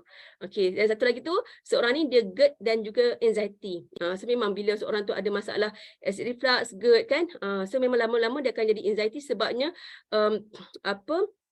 sebab situ tu dah ganggu hormon, bila banyak asid kan dalam saluran sistem perhadaman dia, lama-lama dia akan efek lah kepada hormon tu. Okey, so seterusnya, okay, last sekali, lah tahzan innallahu ma'ana. Lah tahzan innallahu ma'ana, janganlah engkau bersedih, sungguhnya Allah bersama kita. So itulah hari kalau kita sakit yang bersifat pemikiran kan, overthinking, kita rasa risau, cemas, dan salah satunya kita banyakkan zikir kan, banyak ingat Allah dan kembali kepada sunnah, antaranya makan makanan Forever, banyaknya makan makanan sunnah. Okey, so itu sajalah ya daripada Kak Baiti. Mudah-mudahan dapat manfaat dan dapat bantu pada semua yang hadir kat sini insya-Allah. Okey, so kembali pada Coach Lin. Okay. Terima kasih Kak Waiti, satu perkongsian yang sangat-sangat luar biasa. Okay, so 10:30 dah, kita nak buka kepada sesiapa yang ada soalan mengenai anxiety. Okay, boleh tanyalah direct kepada Kak Waiti. Tadi ada macam ada dalam chat kan, dalam chat tu. Kejap, mana chat? Kak Waiti tengok dalam chat tu. Ada ke? Berapa biji sehari untuk makan ikut umur? Ni soalan untuk Royal Jelly kot Kak Wati. Berapa biji sehari untuk makan mengikut umur? Apa dia, Coach Lin? Soalan dia kata berapa biji sehari perlu makan Royal Jelly mengikut umur? Oh, okey. Apa kalau anda kata dia ada masalah anxiety ni kan? Kalau untuk orang dewasa boleh makan 3 ke 5 biji. Mengikut keadaan dia lah, berapa kroniknya dia tu. 3 ke 5 biji pagi sebelum breakfast, lepas tu nanti petang sebelum tidur, sebelum makan malam ataupun sebelum tidur. Macam tu. Itu kalau untuk orang yang dewasa. Kalau remaja, sekolah macam kanak-kanak tu kan, boleh ambil dalam 1 ke 2 biji pagi dan 2 biji malam. Macam tu. Tapi kalau boleh combine lah dengan yang lain-lain tu. Sebabnya contohnya aloe vera kan, aloe vera, nektar semua tu dia bantu untuk detoksifikasi. Dia tidaklah kita ambil apa yang kita sarankan ini, kalau boleh semua tu diambil. Sebab apa? Sebab dia saling mencakupi, saling bekerjasama. Macam Kak cakap tadi kan, elemen-elemen dalam badan kita tu kena ada detoksifikasi yang lancar, kena ada suplemen. Dia tak boleh kita perlukan suplemen ataupun kita perlukan zat saja, nutrisi saja. Tapi bab immunity, untuk darah yang lancar ataupun detox itu kita tak ambil kisah. Dia kena complement each other. Macam kita makan nasi kan, makan nasi, sepinggan nasi tu kena ada nasi, kan, kena ada ikan dan kena ada sayur dan buah. Kita tak boleh makan hari ni makan nasi saja. Ada tak orang macam tu? Esok baru makan ikan. Esok kita makan buah dan sayur. Tak ada kan? Memang kita secara fitrahnya badan kita akan perlukan kesemuanya tu dalam satu hari, kan? Dan satu sekali makan tu kena bersamalah. Sama juga badan kita perlukan zat-zat tu keseluruhannya. Supplement tu saling mencakupi. Kena complete health triangle tu. Betul. Dia tanya umur 10 ke 14 tahun, 7 ke 14 tahun boleh makan ke, boleh ambil ke? Apa dia? Produk tu semua? Royal Jelly. Boleh. Royal Jelly boleh, tak masalah. Sekiranya kalau dia mengalami penyakit yang anxiety ni. Kalau dia tak ada penyakit, jadi tak perlulah dia ambil. Dengan produk-produk yang basic saja, macam untuk kanak-kanak, ambil aloe peach, ataupun aloe vera gel, aloe peach, lepas tu madu, minyak ikan, lepas tu pomestin, tu boleh, tu absorbency, tu boleh kalau untuk kanak-kanak yang biasa, yang untuk kesihatan umum. Tapi kalau untuk anxiety ni boleh yang lain-lain tu makan tambah Royal Jelly sekali. Instead of dia makan ubat yang bahan kimia, so lebih baiklah ambil yang lebih organik. Macam tu. Okey, semoga menjawab. Okey, sebenarnya boleh je tanya soalan-soalan yang bukan berkaitan dengan anxiety pun boleh juga Coach Lin kan? Betul, tak ada masalah. Tak ada masalah.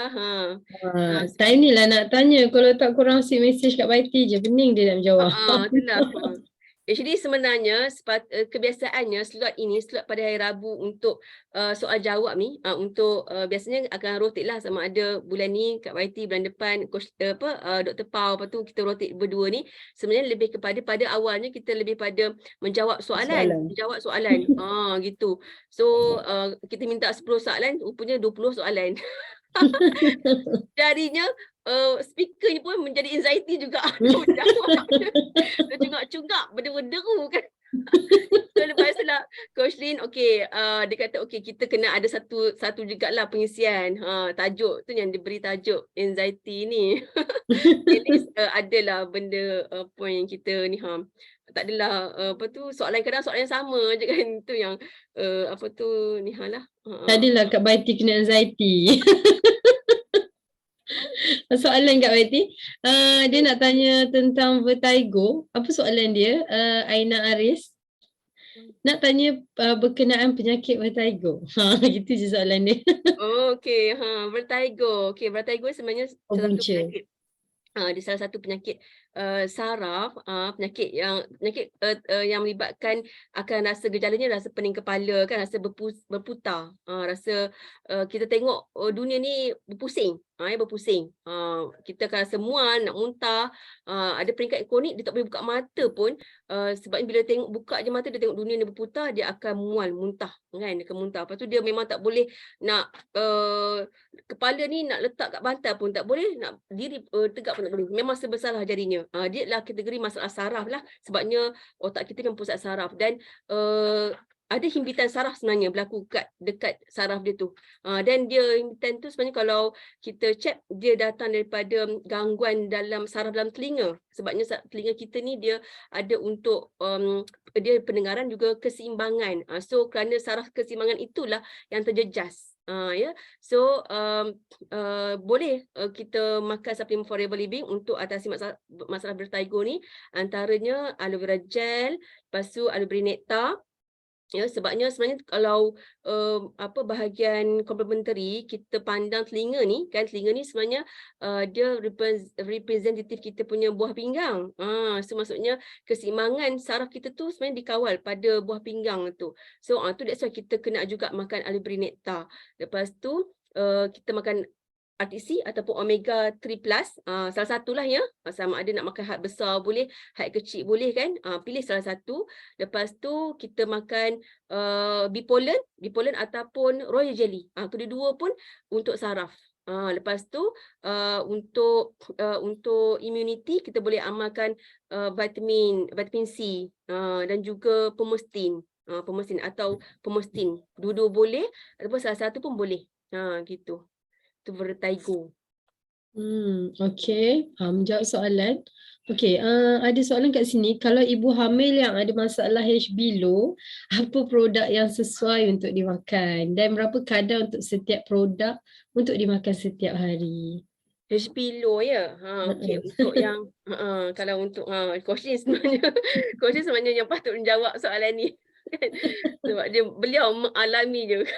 Okey. So untuk HB low ni boleh seorang ibu amalkan aloe vera gel, lepas tu minyak ikan ya, untuk permulaan kehamilan boleh amalkan minyak ikan lah, tapi di akhir macam bulan ke-7, bulan ke-8 tu kalau boleh hentikan dulu minyak ikan, sebabnya minyak ikan ni dia ada juga sifat blood thinner. So untuk orang yang HB low ni memang darah pun memang cair sifatnya tu. Lepas tu dia boleh makan bipolen, lepas tu pomestin ya. Pomestin ni dia memang buah-buah antioksidan, buah-buah yang dia boleh bantu untuk pembesaran salur darah. Bipolen pula ada B12, B6 yang boleh bantu untuk pembinaan darah ya. Walaupun tadi Kak Baiti ada terangkan tentang bipolen lah, sebab tadi kita produk-produk tadi tu fokus pada masalah anxiety kan, tapi nanti boleh tanya pada leader bipolen tu apa, macam mana rupa dia. Tapi Kak Baiti cerita kat sini bipolen tu dia makan dia lah sari debunga jantan yang melekat dekat kaki sang lebah, yang mana dia lah makanan sang lebah. Lebah ni sifatnya dia membuat enzim penghadaman, itu madu. So dia pun sejenis manusia pula, sejenis binatang, sejenis hidupan yang makan. So dia makan apa? Dia makan polen lah untuk kehidupan dia kan. So kita makan makanan dia tu, sebab makanan dia tu sangat mengandungi syarat kaya dengan vitamin, multimineral, terutamanya zat-zat yang membina darah. Ya, so boleh amalkan untuk orang yang HB low ni, pomestin, lepas tu bipolen tadi tu, lepas tu vitamin C, sebab vitamin C ni bantu untuk penyerapan zat besi, zat besi yang untuk pembinaan darah, supaya darah kita ni boleh dibina dengan baik, gitu. Okey, semoga menjawablah kadar makan tu. Okey, untuk ibu hamil ni dalam 60 ml pagi, 60 ml malam. Anda kata tak efek tu tak kurang kan bagi dia, sebabnya kerana HB pun berbeza-beza ikut orang juga kan.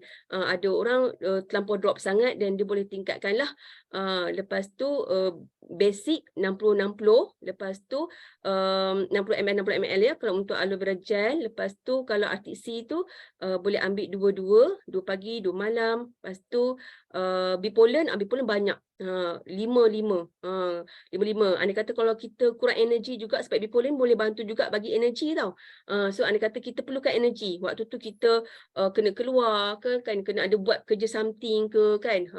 Lepas tu Coach Lin, subhanallah, walaupun dia ni ikutkan HB low tau, tapi dia boleh buat meeting, dia boleh speaker. Macam Kak Pida pun sama kan, Kak CBN Siti Rafida 3.7 HB dia, ya Allah, tapi boleh pergi center, pergi beli tu, pergi beli ke mana-mana lah, boleh coaching, boleh prospecting, ya Allah, tapi 37. Sebabnya ialah sebelum Forever Living, walaupun bacaan tu 37, tapi subhanallah badan tu tak nampak teruk sangat lah kan. Maksudnya badan tu boleh langsung buat aktiviti macam biasa kan. So dia tengok pada diri kita, biasanya 5 lah kalau bipolen tu makan, untuk kalau kita nakkan energi yang lebih. Lepas tu Pemostin boleh ambil 60 ml pagi, 60 ml malam. Lepas tu kalau boleh amalkan Forever Light. Forever Light pun sama, sebabnya Forever Light ni dia pembina tisu dan juga sel kan. So dia pun boleh membantu juga untuk pembinaan sel darah merah kita. So apa-apa yang bersifat pembina ni, asid amino ya, macam bipolen pun ada asid amino. Apa-apa yang ada asid amino dalam kita punya suplemen ni, asid amino ada dalam aloe vera, lepas tu ada dalam bipolen, produk lebah semua ada. Bipropolis, madu, royal jelly, ada asid amino, lepas tu apa nama dia, Forever Light. Apa-apa yang ada asid amino ni pembina. So kalau untuk orang yang HB low ni, dia kena banyak bina darah dia kan. Dia kena untuk ni halak untuk tingkatkanlah dia punya HB dia tu. Lepas tu untuk baiki darah dia tu, so nak tingkatkan hemoglobin kan. So dia kena banyakkan makan makanan yang ada asid amino. Okey. Semoga menjawab. Okey, tambahan sikit Kak Waiti tentang HB ni. Saya sendiri sebenarnya pengidap beta thalassemia, di mana saya memang bermasalah dengan hemoglobin. Kalau misalnya mengandung tu, HB 8 tu dah kira bagus lah tu. Lagi-lagi waktu awal-awal ni, memang HB saya 7 macam tu kan. Cuma doktor kalau pergi klinik, check, doktor akan tak boleh nak buat apa pun. Kalau 8 tu dia macam, saya ada beta thalassemia. Okey, macam tu kan. 8 tu kira paling bagus lah tu. So saya kena kontrol jangan di bawah 7, sebab kalau bawah 7 saya memang kena warded lah. Biasanya setiap kali mengandung saya memang warded untuk masuk iron. Kan, kali ni je tak pergi klinik lagi. Kan, tapi based on experience lepas waktu saya pregnant Humaira, waktu saya ambil nektar dengan Pemostin, HB saya still tak tinggi lah 8 macam tu kan. Tapi waktu doktor kata you kena makan, dia bagi saya iron kan. Iron dia kata you kena makan dengan vitamin C, ataupun waktu you makan iron tu you kena makan limau macam tu kan. So dia kata akan improve you punya HB. So saya pun try kan, aloe vera waktu saya nak pergi klinik balik, saya try aloe vera dengan vitamin C, lebih sikit waktu saya nak pergi klinik, dan HB saya naik tinggi lah waktu tu, naik dalam 9 point something, nak dekat 10 lah. So itu adalah pencapaian yang membanggakan untuk saya kan. So yang saya rasa yang aloe vera dengan vitamin C tu jangan tinggal langsung. Bipolen saya memang tak tinggal. Waktu Humaira tu saya memang makan dekat 10 biji satu hari. Ni pun sama, still memang kalau tak dah masuk hospital ni kot, dah masuk air sebab mabuk teruk kan. Tapi boleh stay lagi bersama dengan you all malam ni kan. So aloe vera dan vitamin C tu memang sangat-sangat power, dan HB sangat cepat nak naik. Biasanya kalau Forever Light tu orang pregnant ni, dia mabuk kan, benda-benda macam bertenusu, habis dia susah nak telan kan. Macam saya sendiri sekarang ni lah, waktu tengah fasa alahan ni, Forever Light memang tak boleh nak telan. So saya gantikan dengan aloe vera, macam tu. So aloe vera tu jangan miss langsung, macam tu. Okay, boleh? Alright, ni experience beta thalassemia. Okay, soalan Kak Waiti seterusnya. Penderita anxiety boleh tak kita sarankan buat clean night sebagai usaha untuk ubah gaya hidup, terutamanya bab pemakanan. Jika boleh jadi item-item anxiety tu nak ambil semasa program atau tunggu lepas clean night baru ambil? Ni coach okey. cleaner tanya ni. Okey. Coach Kak Mar. Boleh memang sebenarnya apa jua penyakit pun kalau boleh kita mulakan dulu dengan clean sebenarnya. Apa jua penyakit. Maksudnya sepatutnya sebelum kita ambil set apa-apa penyakit lah, set anxiety disorder tadi ke, set jantung ke, set kecemasan manis ke yang seperti kita tahu, sepatutnya kita kena detox dulu mula-mula ialah menggunakan clean sebab clean ni dia memang detoksifikasi, dia bantu untuk detoksifikasi secara besar-besaran, auto detox, dan pada masa sama dia mengubah lifestyle dan mengubah selera, mengubah tabiat makan, mengubah cara hidup kita lah ya, lifestyle kita. Sebab dia akan reset body kita. Kita akan menjadi orang baru. Bila orang baru, orang yang dah kurang toksin, orang yang memang dah makan tu dah teratur, selera makan dah tak macam mesin tebu orang kata kan. Mesin tebu macam mana mesin tebu? Pasang masuk je tebu kan gitu kan. Maksudnya kita makan tu lahap kan. So kita nak kata apa, nak didik baliklah selera makan kita tu dengan clean nine. So bila dah jadi orang baru, bila kita ambil set-set penyakit anxiety disorder ke penyakit apa-apa kan, dia lagi mudah nampakkan kesembuhan. So memang kalau boleh ambil set clean nine dan masuk programnya, maksudnya ikut dia punya cara makan dan programnya, iaitu pada 2 hari pertama tak ambil karbo dengan protein. Dia hanya ambil suplemen dan juga makan buah lah, ya, buah dan sayur. Buah sayur pun buah yang terpilih. Sebabnya dia ada dia tak bolehlah kita sebabnya kita nak kosongkan gut kita tu. GIT kita tu, kita nak kosongkan kita punya saluran penghadaman, kita nak kosongkan servis kita punya hati supaya hati kita tu boleh kerjakan menguraikan toksin yang dah berlambak-lambak, dia dah delay kan, dah delay kerja selama hari ni. So kita nak offkan kerja cleansing itu kan. So kita nak elakkan pada bebanan kerja hati. So that's why kita 2 hari pertama sahaja tak makan. Ya. Lepas tu hari ketiga hingga ke hari 9 barulah kita boleh makan. Itu pun makan sekali sahaja 600 lebih kurang 600 kalori macam tu. Betul lah? Saya 600 kalori. Gitu. So cara dan sepanjang proses tu, sepanjang program tu memang tak ada minyak. Makanan kita pun memang kita ni lah kena kawal betul-betul, tak ada minyak, semua makan rebus-rebus, pakai air fryer, kalau nak goreng pun pakai air fryer. Lepas tu banyak rebus-rebus lah kan, banyak yang raw. Lepas tu tak ada sos, tak ada kicap, memang tak ada belacan, gitu ya. Kalau nak makan pedas pun tanpa belacan, tak ada gula. So memang kena jaga tempoh 9 hari tu. Gitu. So bila kita dah reset body kita tu, dan baru kita ambil. So insyaAllah bila macam tu dia akan membuatkan penyembuhan tu lagi nampaklah keberkesanan dia tu. Okey. Okey, menjawab Kak Mar. Mute. Apa tu, tak dengar apa tu? Set anxiety tu nak makan lepas clean nine ke during clean nine? Selepas clean nine. Selepas clean nine. Okay. Boleh makan selepas clean nine tu Kak Ma, supaya fokus kepada detoksifikasi secara auto detox dulu. Okey, Kak Baiti, soalan seterusnya, apakah produk untuk bengkak liver atau empedu? Okey, fatty liver, bengkak hati hati yang bengkak. Liver, Kalau untuk empedu. bengkak hati, okey. Untuk kes yang macam ni pun memang bila dah melibatkan organ kan, elok kita ambil clean nine dulu kan. Kalau kita ada pilihan, ada bajet yang besar, kita ambil clean nine dulu. Itu proses pembersihan selama 9 hari. Ya, tu sebab tu nama clean nine. Clean, bersih 9 hari.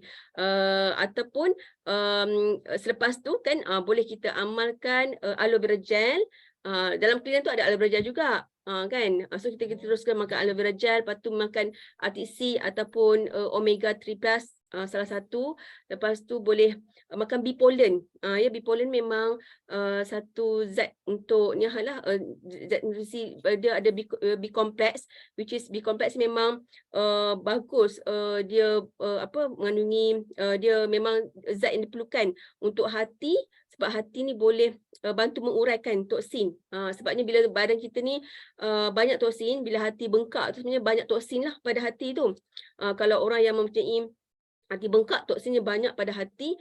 Dan kalau orang yang macam contohnya ada cirrhosis ataupun ada fatty liver, hati berlemak kan, hati berlemak, sebenarnya hati tu bila dia bertoksin, dia akan membuatkan jadi parut, akan jadi luka. So hati tu sendiri akan nak sembuhkan dirinya, dia akan balut hati tu dengan lemak macam tu.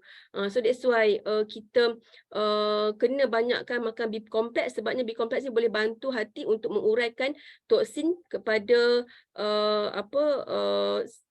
kepada waste, kepada sesuatu yang boleh buang melalui pembuangan kita. Biasanya hati ni bila toksin masuk badan kita ni, dia akan bentuk dalam fat, bentuk fat soluble, maksudnya satu keadaan yang bentuk fat.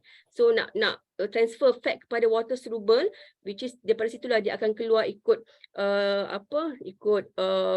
kita punya bowel kan, ikut pembuangan. Bila bowel dia akan pergi ke berak lah, pembuangan air besar, lepas tu atau pergi ke kidney untuk keluar ikut air kencing, lepas tu ataupun melalui kulit akan keluar ikut liang roma kita ni melalui peluh. So bila hati tu sendiri diperlukan banyak zat, antaranya ialah glutathione, lepas tu vitamin E, vitamin B complex, lepas tu asid amino, selenium, banyaklah zat-zat yang diperlukan. So antaranya ada dalam aloe vera, lepas tu minyak ikan, sebab minyak ikan ada vitamin E, lepas tu ada lepas tu B pollen, B propolis. Lepas tu vitamin C. Vitamin C pun perlu juga sebab antioksidan, perlukan hati pun perlukan antioksidan juga. Zat antioksidan untuk buat kerja-kerja penguraian toksin tu. Gitu. Lepas tu pomostin juga, pomostin sebab antioksidan kan. Yang penting tu kita bila kita nak rawat tu, yang penting tu kita kena tahu bahan apa yang diperlukan. So bila tahu bahan tu dan kita check produk apa yang ada bahan tu. Itu kalau cara Kak Baiti macam tu lah. Itu yang kita, kalau kita nak menjadi pakar nutrisi ataupun pakar dari sudut supplement forever kan kita berhadapan macam ramai customer. Ini kalau cerita kita kan masing-masing nak bantu orang kan. So kita jangan hafal. Sebenarnya kalau kita hafal, nanti kita tak tahu konsep. Dia kena tahu konsep. Konsepnya lah kita kena tahu zat apa yang diperlukan untuk sembuh tu. Antaranya adalah zat antioksidan, so ataupun asid amino. Lepas tu vitamin E, vitamin C. So zat itu ada kat mana dalam produk Forever. So itulah yang kita kena makan. Itulah cara dia. Gitu ya. Harap membantulah. Itu antara tips yang Kak Baiti boleh beritahu, kongsikan supaya kita masing-masing boleh sarankan pada orang. InsyaAllah. Okey, terima kasih Kak Baiti. Saya rasa ada yang angkat tangan kot ni. Puan Dahlia kot. Angkat tangan ke terangkat ni? Apa tu? Okey. Nak tanya ke? Ya. Oh, Kak Dahlia. Okay, silakan Kak Dahlia. Okay, actually I just nak kenalkan diri sekejap.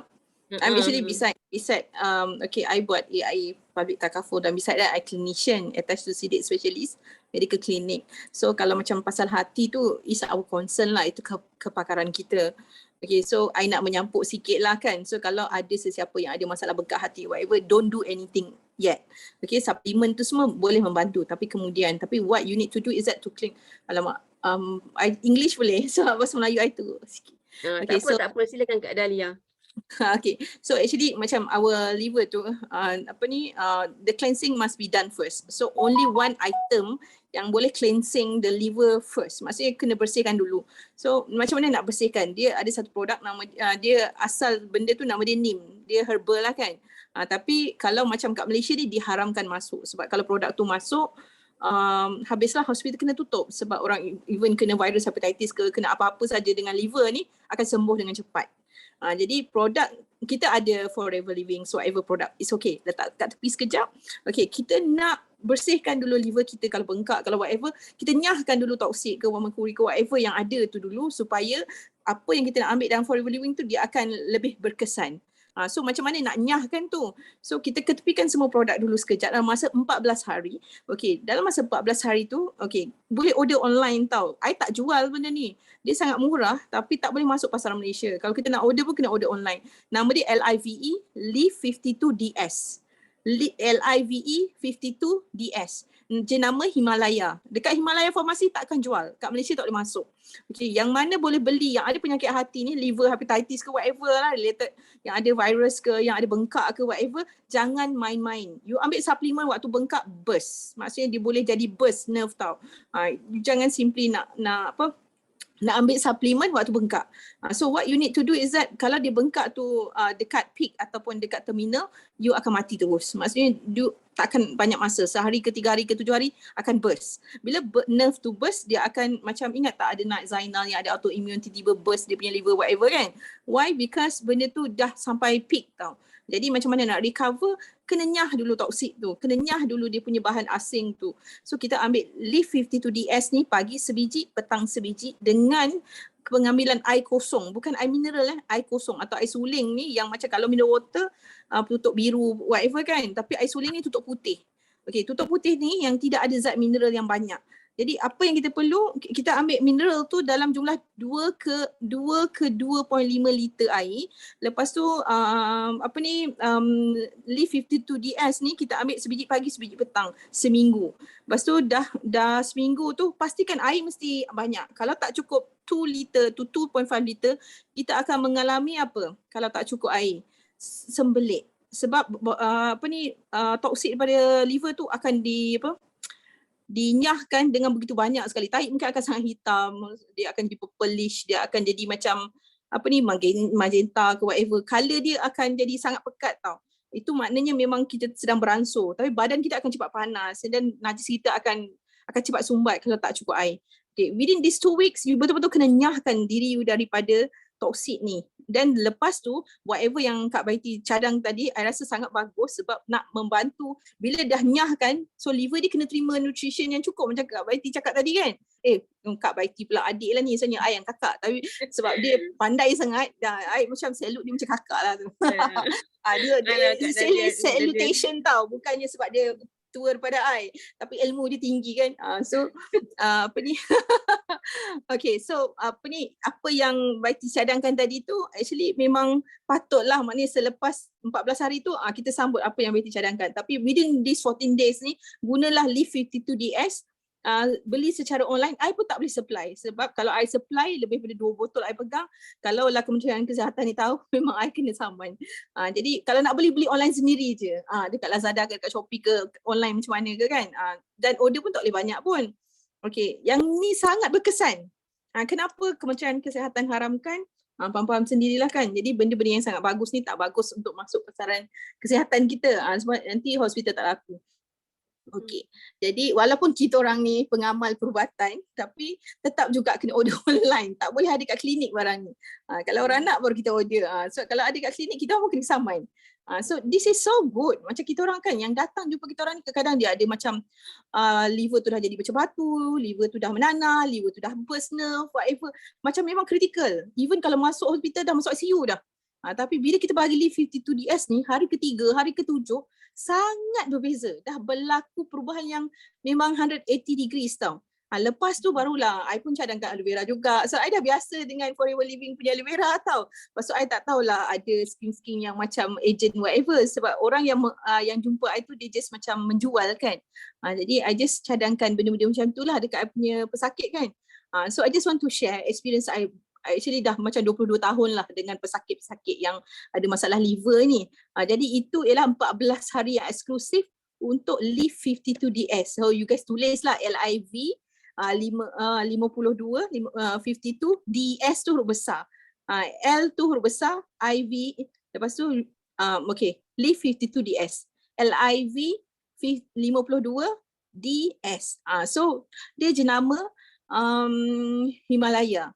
Order secara online sahaja. Tiada pengedar yang kita boleh detect lah.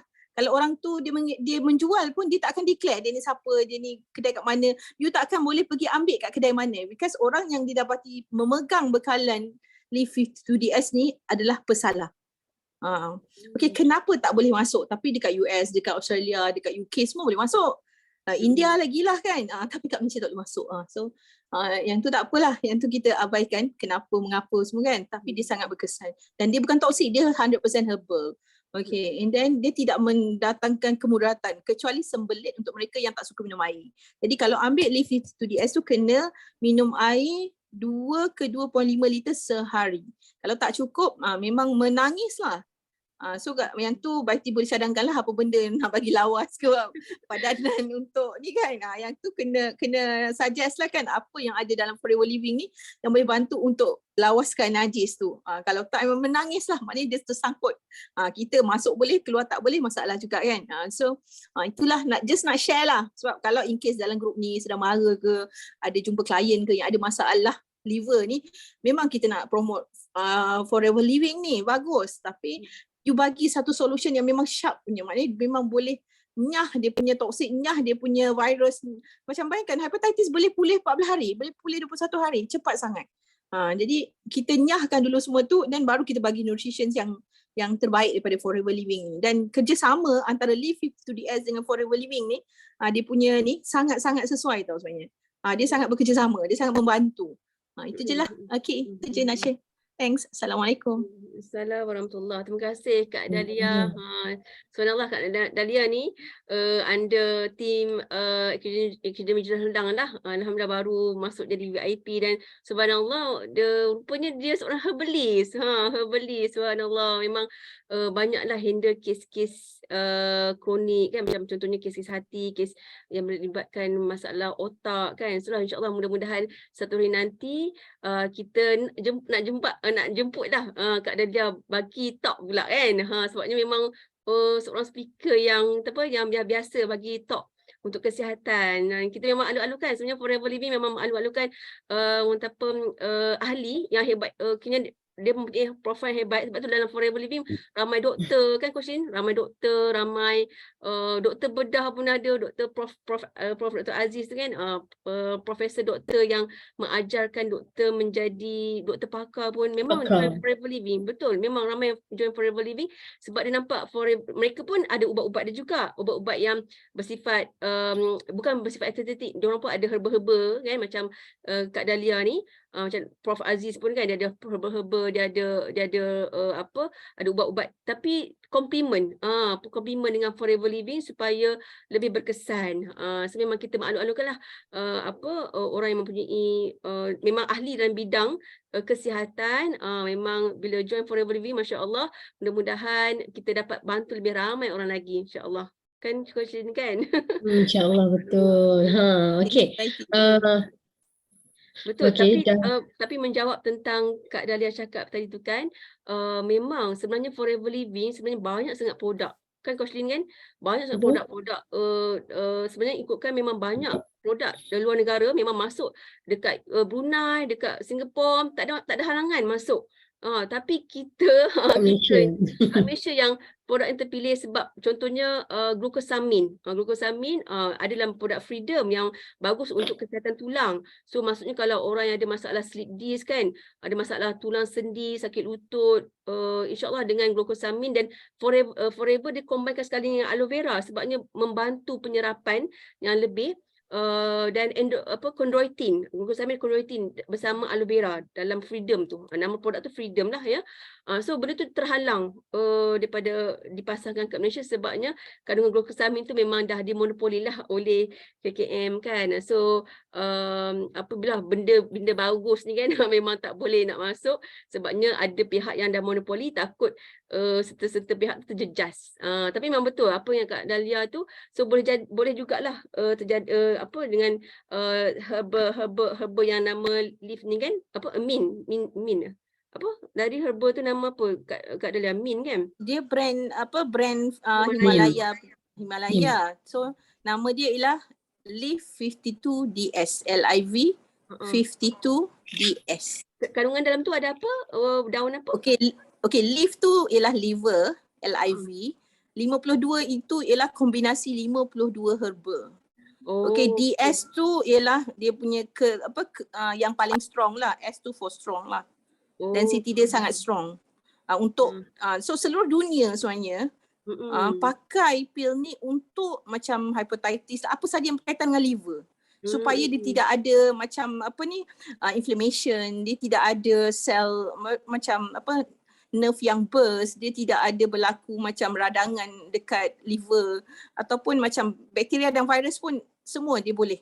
Maknanya dia boleh nyahkan toksik dekat liver. Semua tumbuhan kat muka bumi ni kecuali neem tu gabungan neem itu yang boleh nyahkan 100% toksik ataupun virus dan bakteria daripada liver. Kalau tidak ada neem, contohlah 100% aloe vera sahaja, tidak boleh. Maksudnya liver ni kita boleh toksik satu badan. Kecuali liver. Liver ni neem punya peranan. Sebab seluruh dunia buat kajian, dia tersangkut kat situ. Maknanya semua doktor kat seluruh dunia ni, bila liver punya topik, dia akan pakai benda tu. Tapi kat Malaysia tak boleh masuk. Bagus sangat. Dan harga dia sangat murah. Kalau you guys pergi Google kan, pergi Shopee, Lazada, check harga dia. Masya Allah, murah. Itu kos yang sangat murah untuk pulih daripada hepatitis, daripada serangan inflammation liver, serangan pada autoimmune. Jadi macam kos sangat murah. Jadi macam mana, tak apalah, itu topik lain dah. Itu macam mana hospital nak survive kalau kos yang murah dan sangat berkesan, tapi orang nak kena pergi hospital kan, nanti hospital tutup pula. Okey, itulah lebih kurang. Itu isu yang orang kata tak ada kesudahan kan. Okey. So kita dah pukul 11. Saya rasa kita tak boleh nak panjangkan lagi soalan sebab setiap bulan pun kita still ada soal jawab bersama pakar nutrisi Kak Waiti dan Dr. Pau. So kumpulkan semua soalan anda pada bulan depan sebab kita akan bersiaran bersama Dr. Pau. Okay? So nanti semua soalan yang ada yang masih berbaki saya akan minta untuk Dr. Pau jawab. Okay? So kita tengoklah apa yang Dr. Pau nak bawa slot bulan depan. Macam last month dia bawa tajuk darah tinggi ke? Hypertension. Gout. Sorry. Dia bawa tajuk gout. So nanti, betul, gout. So kali ni saya minta Kak Waiti untuk bawa tentang depression since ramai sangat yang terkesan dengan ekonomi kan. Dengan ekonomi sekarang 2000 kita dah masuk 2023, ramai sangat yang mengalami masalah kewangan, tak kisah yang dah berusia ataupun yang masih muda-muda. So ramai sangat. Kalau jumpa saya pun ramai sangat yang kena depression. So saya minta Kak Waiti untuk ulas topik ni. Okay, so saya nak kongsi sedikit cerita. Sebenarnya saya pun pernah mengalami anxiety disorder. Actually 2 kali saya pernah kena. First waktu zaman saya kecil-kecil dulu. Saya selalu saya ni boleh nampak objek halus. Alam-alam halus ni saya senang nak nampak. Dan benda-benda tu dia senang sangat nak attack. Macam suka sangat dengan saya macam tu. Mungkin sebab dia tahu kita nampak dia. Macam tu kan. Jadi setiap malam saya tak boleh tidur. Saya akan jadi berpeluh-peluh. Waktu tu kita tak tahu pun kita kena anxiety ke. Betul lah Kak Waiti kata, bila Kak Waiti cakap tadi budak-budak pun ada kena anxiety. Oh betul lah, maksudnya saya pernah kena macam tu kan. Pada zaman kanak-kanak lagi. Sebab dia akan datang kat sebelah saya, pegang. So kalau you all tengok benda tu, you all takut kan. Jadi bila pergi mana-mana, setiap malam, bila dah malam nak pergi ke mana-mana, saya akan rasa takut sangat nak tidur. So dalam keadaan berpeluh-peluh, okay, dalam keadaan yang sangat takut. Sebab tu sehinggalah rupanya pengalaman ni Allah nak keluarkan saya satu quotes satu kata-kata yang saya inspirasikan sehingga masuk ke dalam buku Successful People in Malaysia kan. Saya buat satu quotes, saya kata atasi rasa takut tu dengan keyakinan kan, dengan yakin benda tu tak ada apa-apakan aku kan.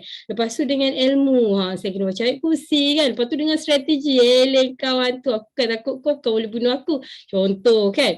So quotes tu saya keluarkan, atasi rasa takut dengan keyakinan, ilmu dan strategi. Itu at the first saya kena. Lepas tu at the second saya kena waktu saya mengalami kerugian sehingga 200,000. Okay.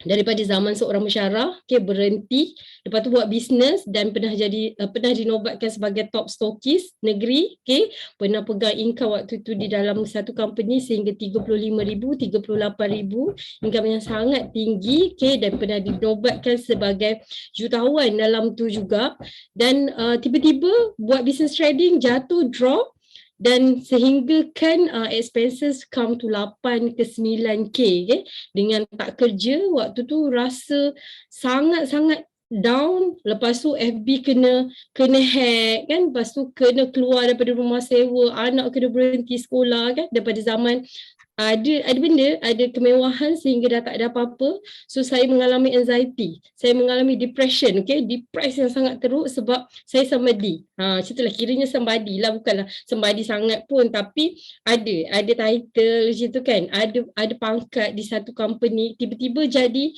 useless, jadi tak ada apa-apa daripada seorang pensyarah kan, lepas tu sebab seorang top stokis, lepas tu down dengan semua orang tak nak kawan dengan semua, dengan zaman kesusahan yang sangat teruk sampaikan waktu pregnant kereta kena tarik, relax tak ada apa-apa, sampaikan nak buat susu anak dengan kek coklat masakan So sangat-sangat teruk. Waktu saya nak bangkit, ni saya nak share tips. Saya nak share tips apa yang saya dah lalui daripada kecil, mungkin sekejap nampak hantu tu kan, tapi itu tak bagi impact, yang bagi impact yang waktu saya besar ni kan. So bila kita anxiety, waktu saya nak keluar daripada anxiety ni, betul lah Kak Baiti cakap, kita akan kena GERD kan, lepas tu kita akan rasa perut kita bloated dan sebagainya. So bila first time saya minum aloe vera, saya rasa hanyir tau, sangat-sangat tak sedap, rasa macam air longkang. Saya rasa jarang customer saya sekarang ni yang minum rasa air longkang. So maksudnya saya mengalami badan yang sangat-sangat teruk. So apa yang saya buat, waktu saya cerita benda ni dengan orang-orang yang kena anxiety, dia orang macam tak boleh nak terima. So yang pertama sekali sebenarnya, just be yourself. Jadi diri kita yang sendiri. Apa pun yang kita dapat sekarang, atau apa pun yang Allah uji kita, dia ada path dia ada perjalanan dia yang Allah dah susun, yang Allah nak bagi kita better woman, better person kan, dia nak bagi kita seorang yang sangat-sangat hebat. Siapa sangka dengan perjalanan saya yang macam tu, dengan negatif 8,000, negatif 9,000, dengan tak ada kawan, dengan FB kena hack, akhirnya baru-baru ni saya digelar sebagai MDM, million dollar mentor, $1 million mentor council kan. So saya diiktiraf daripada ramai yang duduk dalam Forever Living ni, saya diiktiraf sebagai $1 million mentor. Sebab apa? Sebab journey saya tadi. Kan, kalau saya tak boleh nak hadap benda ni, siapa yang sangka saya pernah jadi anxiety, siapa yang sangka saya pernah menjadi depression yang sangat teruk. So just be yourself, redha dengan whatever yang Allah lorongkan untuk kamu. Kan tak kisah, ini adalah cabaran untuk jadikan aku somebody. You kena accept whatever yang Allah turun kat kita. So belajar untuk terima diri. Dan yang kedua tadi Kak Baiti ada cakap, dia kata orang anxiety ni tak boleh dengar cakap orang. Dia rasa macam, kau pergilah ngaji, kau pergilah solat, hilang anxiety kau kan. Benar tak dengar macam tu kan. Lepas tu nanti ada orang bidat, aku kan tak ngaji, aku kan tak ingat Allah, aku kan tak ingat Tuhan. Sebenarnya benda tu betul. You accept whatever yang orang cakap. Jangan faktor sekeliling boleh pengaruh diri you. Tak ada. Sebenarnya betul lah dia kata, aku tak boleh, aku dah buat semua kan. So dengar nasihat orang, ambil. Kalau rasa tak sesuai, jangan tolak. So kan kita ni, kalau misalnya kita nak accept semua, kalau kita orang tu cakap ni, orang tu cakap ni, orang tu cakap ni, kita takkan jadi somebody, kita takkan jadi a better person, kita takkan jadi orang yang sangat bagus. So kita jangan terefek dengan apa yang orang kata terhadap kita. Just be yourself, jadi diri you. Lepas tu redha dengan apa je yang Allah takdirkan untuk you. You susah ke? You senang ke? You susah? You beruntung susah. Sebab Allah nak ingatkan apa yang you lupa. Saya selalu ingat macam tu. Aku susah ada sebab. Allah nak aku jadi somebody. Allah nak bagi, Allah nak tegur. Aku selama ni solat pun akhir waktu kan. Aku pun solat pun culas ataupun tak pernah solat kan. So kita tengok muhasabah diri kita balik. Jadi seorang yang sangat tenang. Lepas tu yang keempat, ini saya punya petua, mandi ais. Okay, mandi ais sangat-sangat bagus. Waktu saya kena depression yang sangat teruk, anxiety yang sangat teruk, saya pergi buat rawatan, belajar metafizik, macam-macam yang saya belajar tentang diri, saya belajar kuantum, saya belajar tentang aura diri, dan salah satu benda yang saya belajar adalah mandi ais. So bila kita mandi ais, gelombang kita boleh jadi lagi besar. So dia boleh tingkatkan kita punya aura kan. So apa yang you buat, simple je, kaedah saya dulu, saya ambil ais tu, tahu fufa punya bekas tu, saya perah limau kat dalam tu, so saya masuk dalam peti ais. So esok pagi tu saya nak mandi, saya sediakan satu baldi, saya masuk je ais batu tu dalam baldi tu dan saya mandi. Okay, so amalkan sebelum subuh paling bagus. Kalau rasa macam tak dapat, at least lepas sembahyang subuh tu you mandi. You belajar untuk buat ni, amalkan selama 21 hari, you akan tengok apa yang berlaku pada diri you. Okay, yang kelima, jangan tinggalkan exercise dan juga pemakanan yang seimbang. Okay, so itu antara tips saya, semoga dapat membantu you ataupun orang-orang yang you jumpa bila ada anxiety. Selain kita bagi suplemen, kita kena bagi moral support juga dekat dia.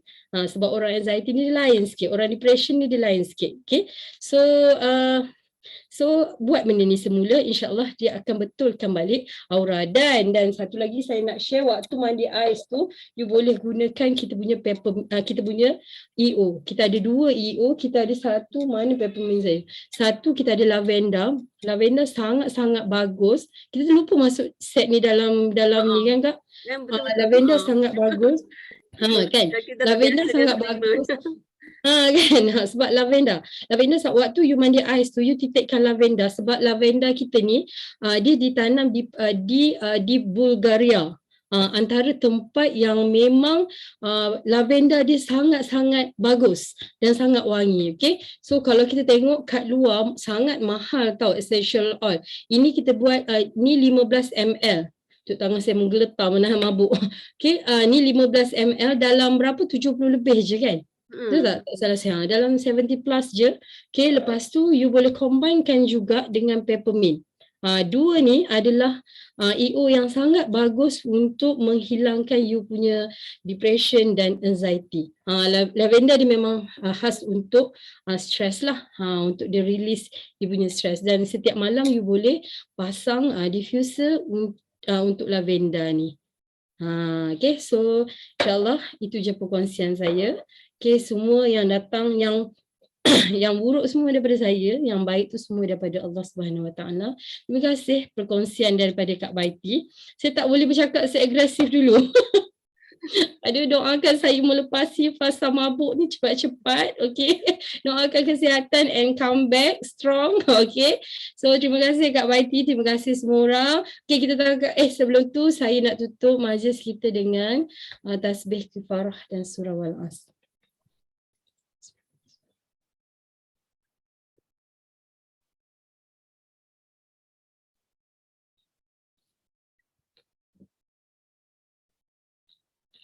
Okey, kita tangkap gambar boleh?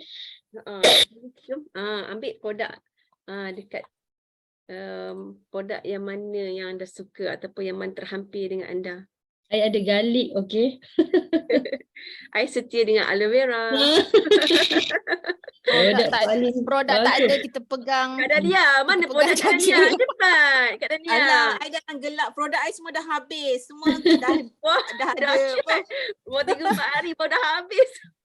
Nak apa semua ada ni nampak. Sebelum semua orang bersurai kan, I just nak share tau. I punya habis jual ke habis makan dah tu Kak Dahlia?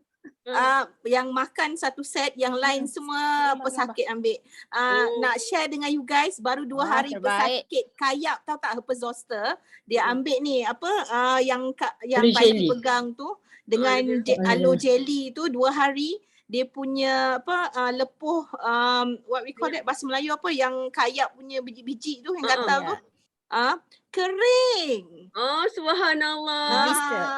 So apa yang I cadangkan ialah dia ambil ni 8 sudu sehari, 2 sudu pagi, 2 sudu tengah hari, 2 sudu petang, 2 sudu malam, masa perut kosong. Lepas tu dia sapu aloe jelly tu dekat tempat yang dia gatal tu kan. kering. Dia Oh, pun dia cakap subhanallah. dah 4 bulan duk menggaru, tidur pun terjaga.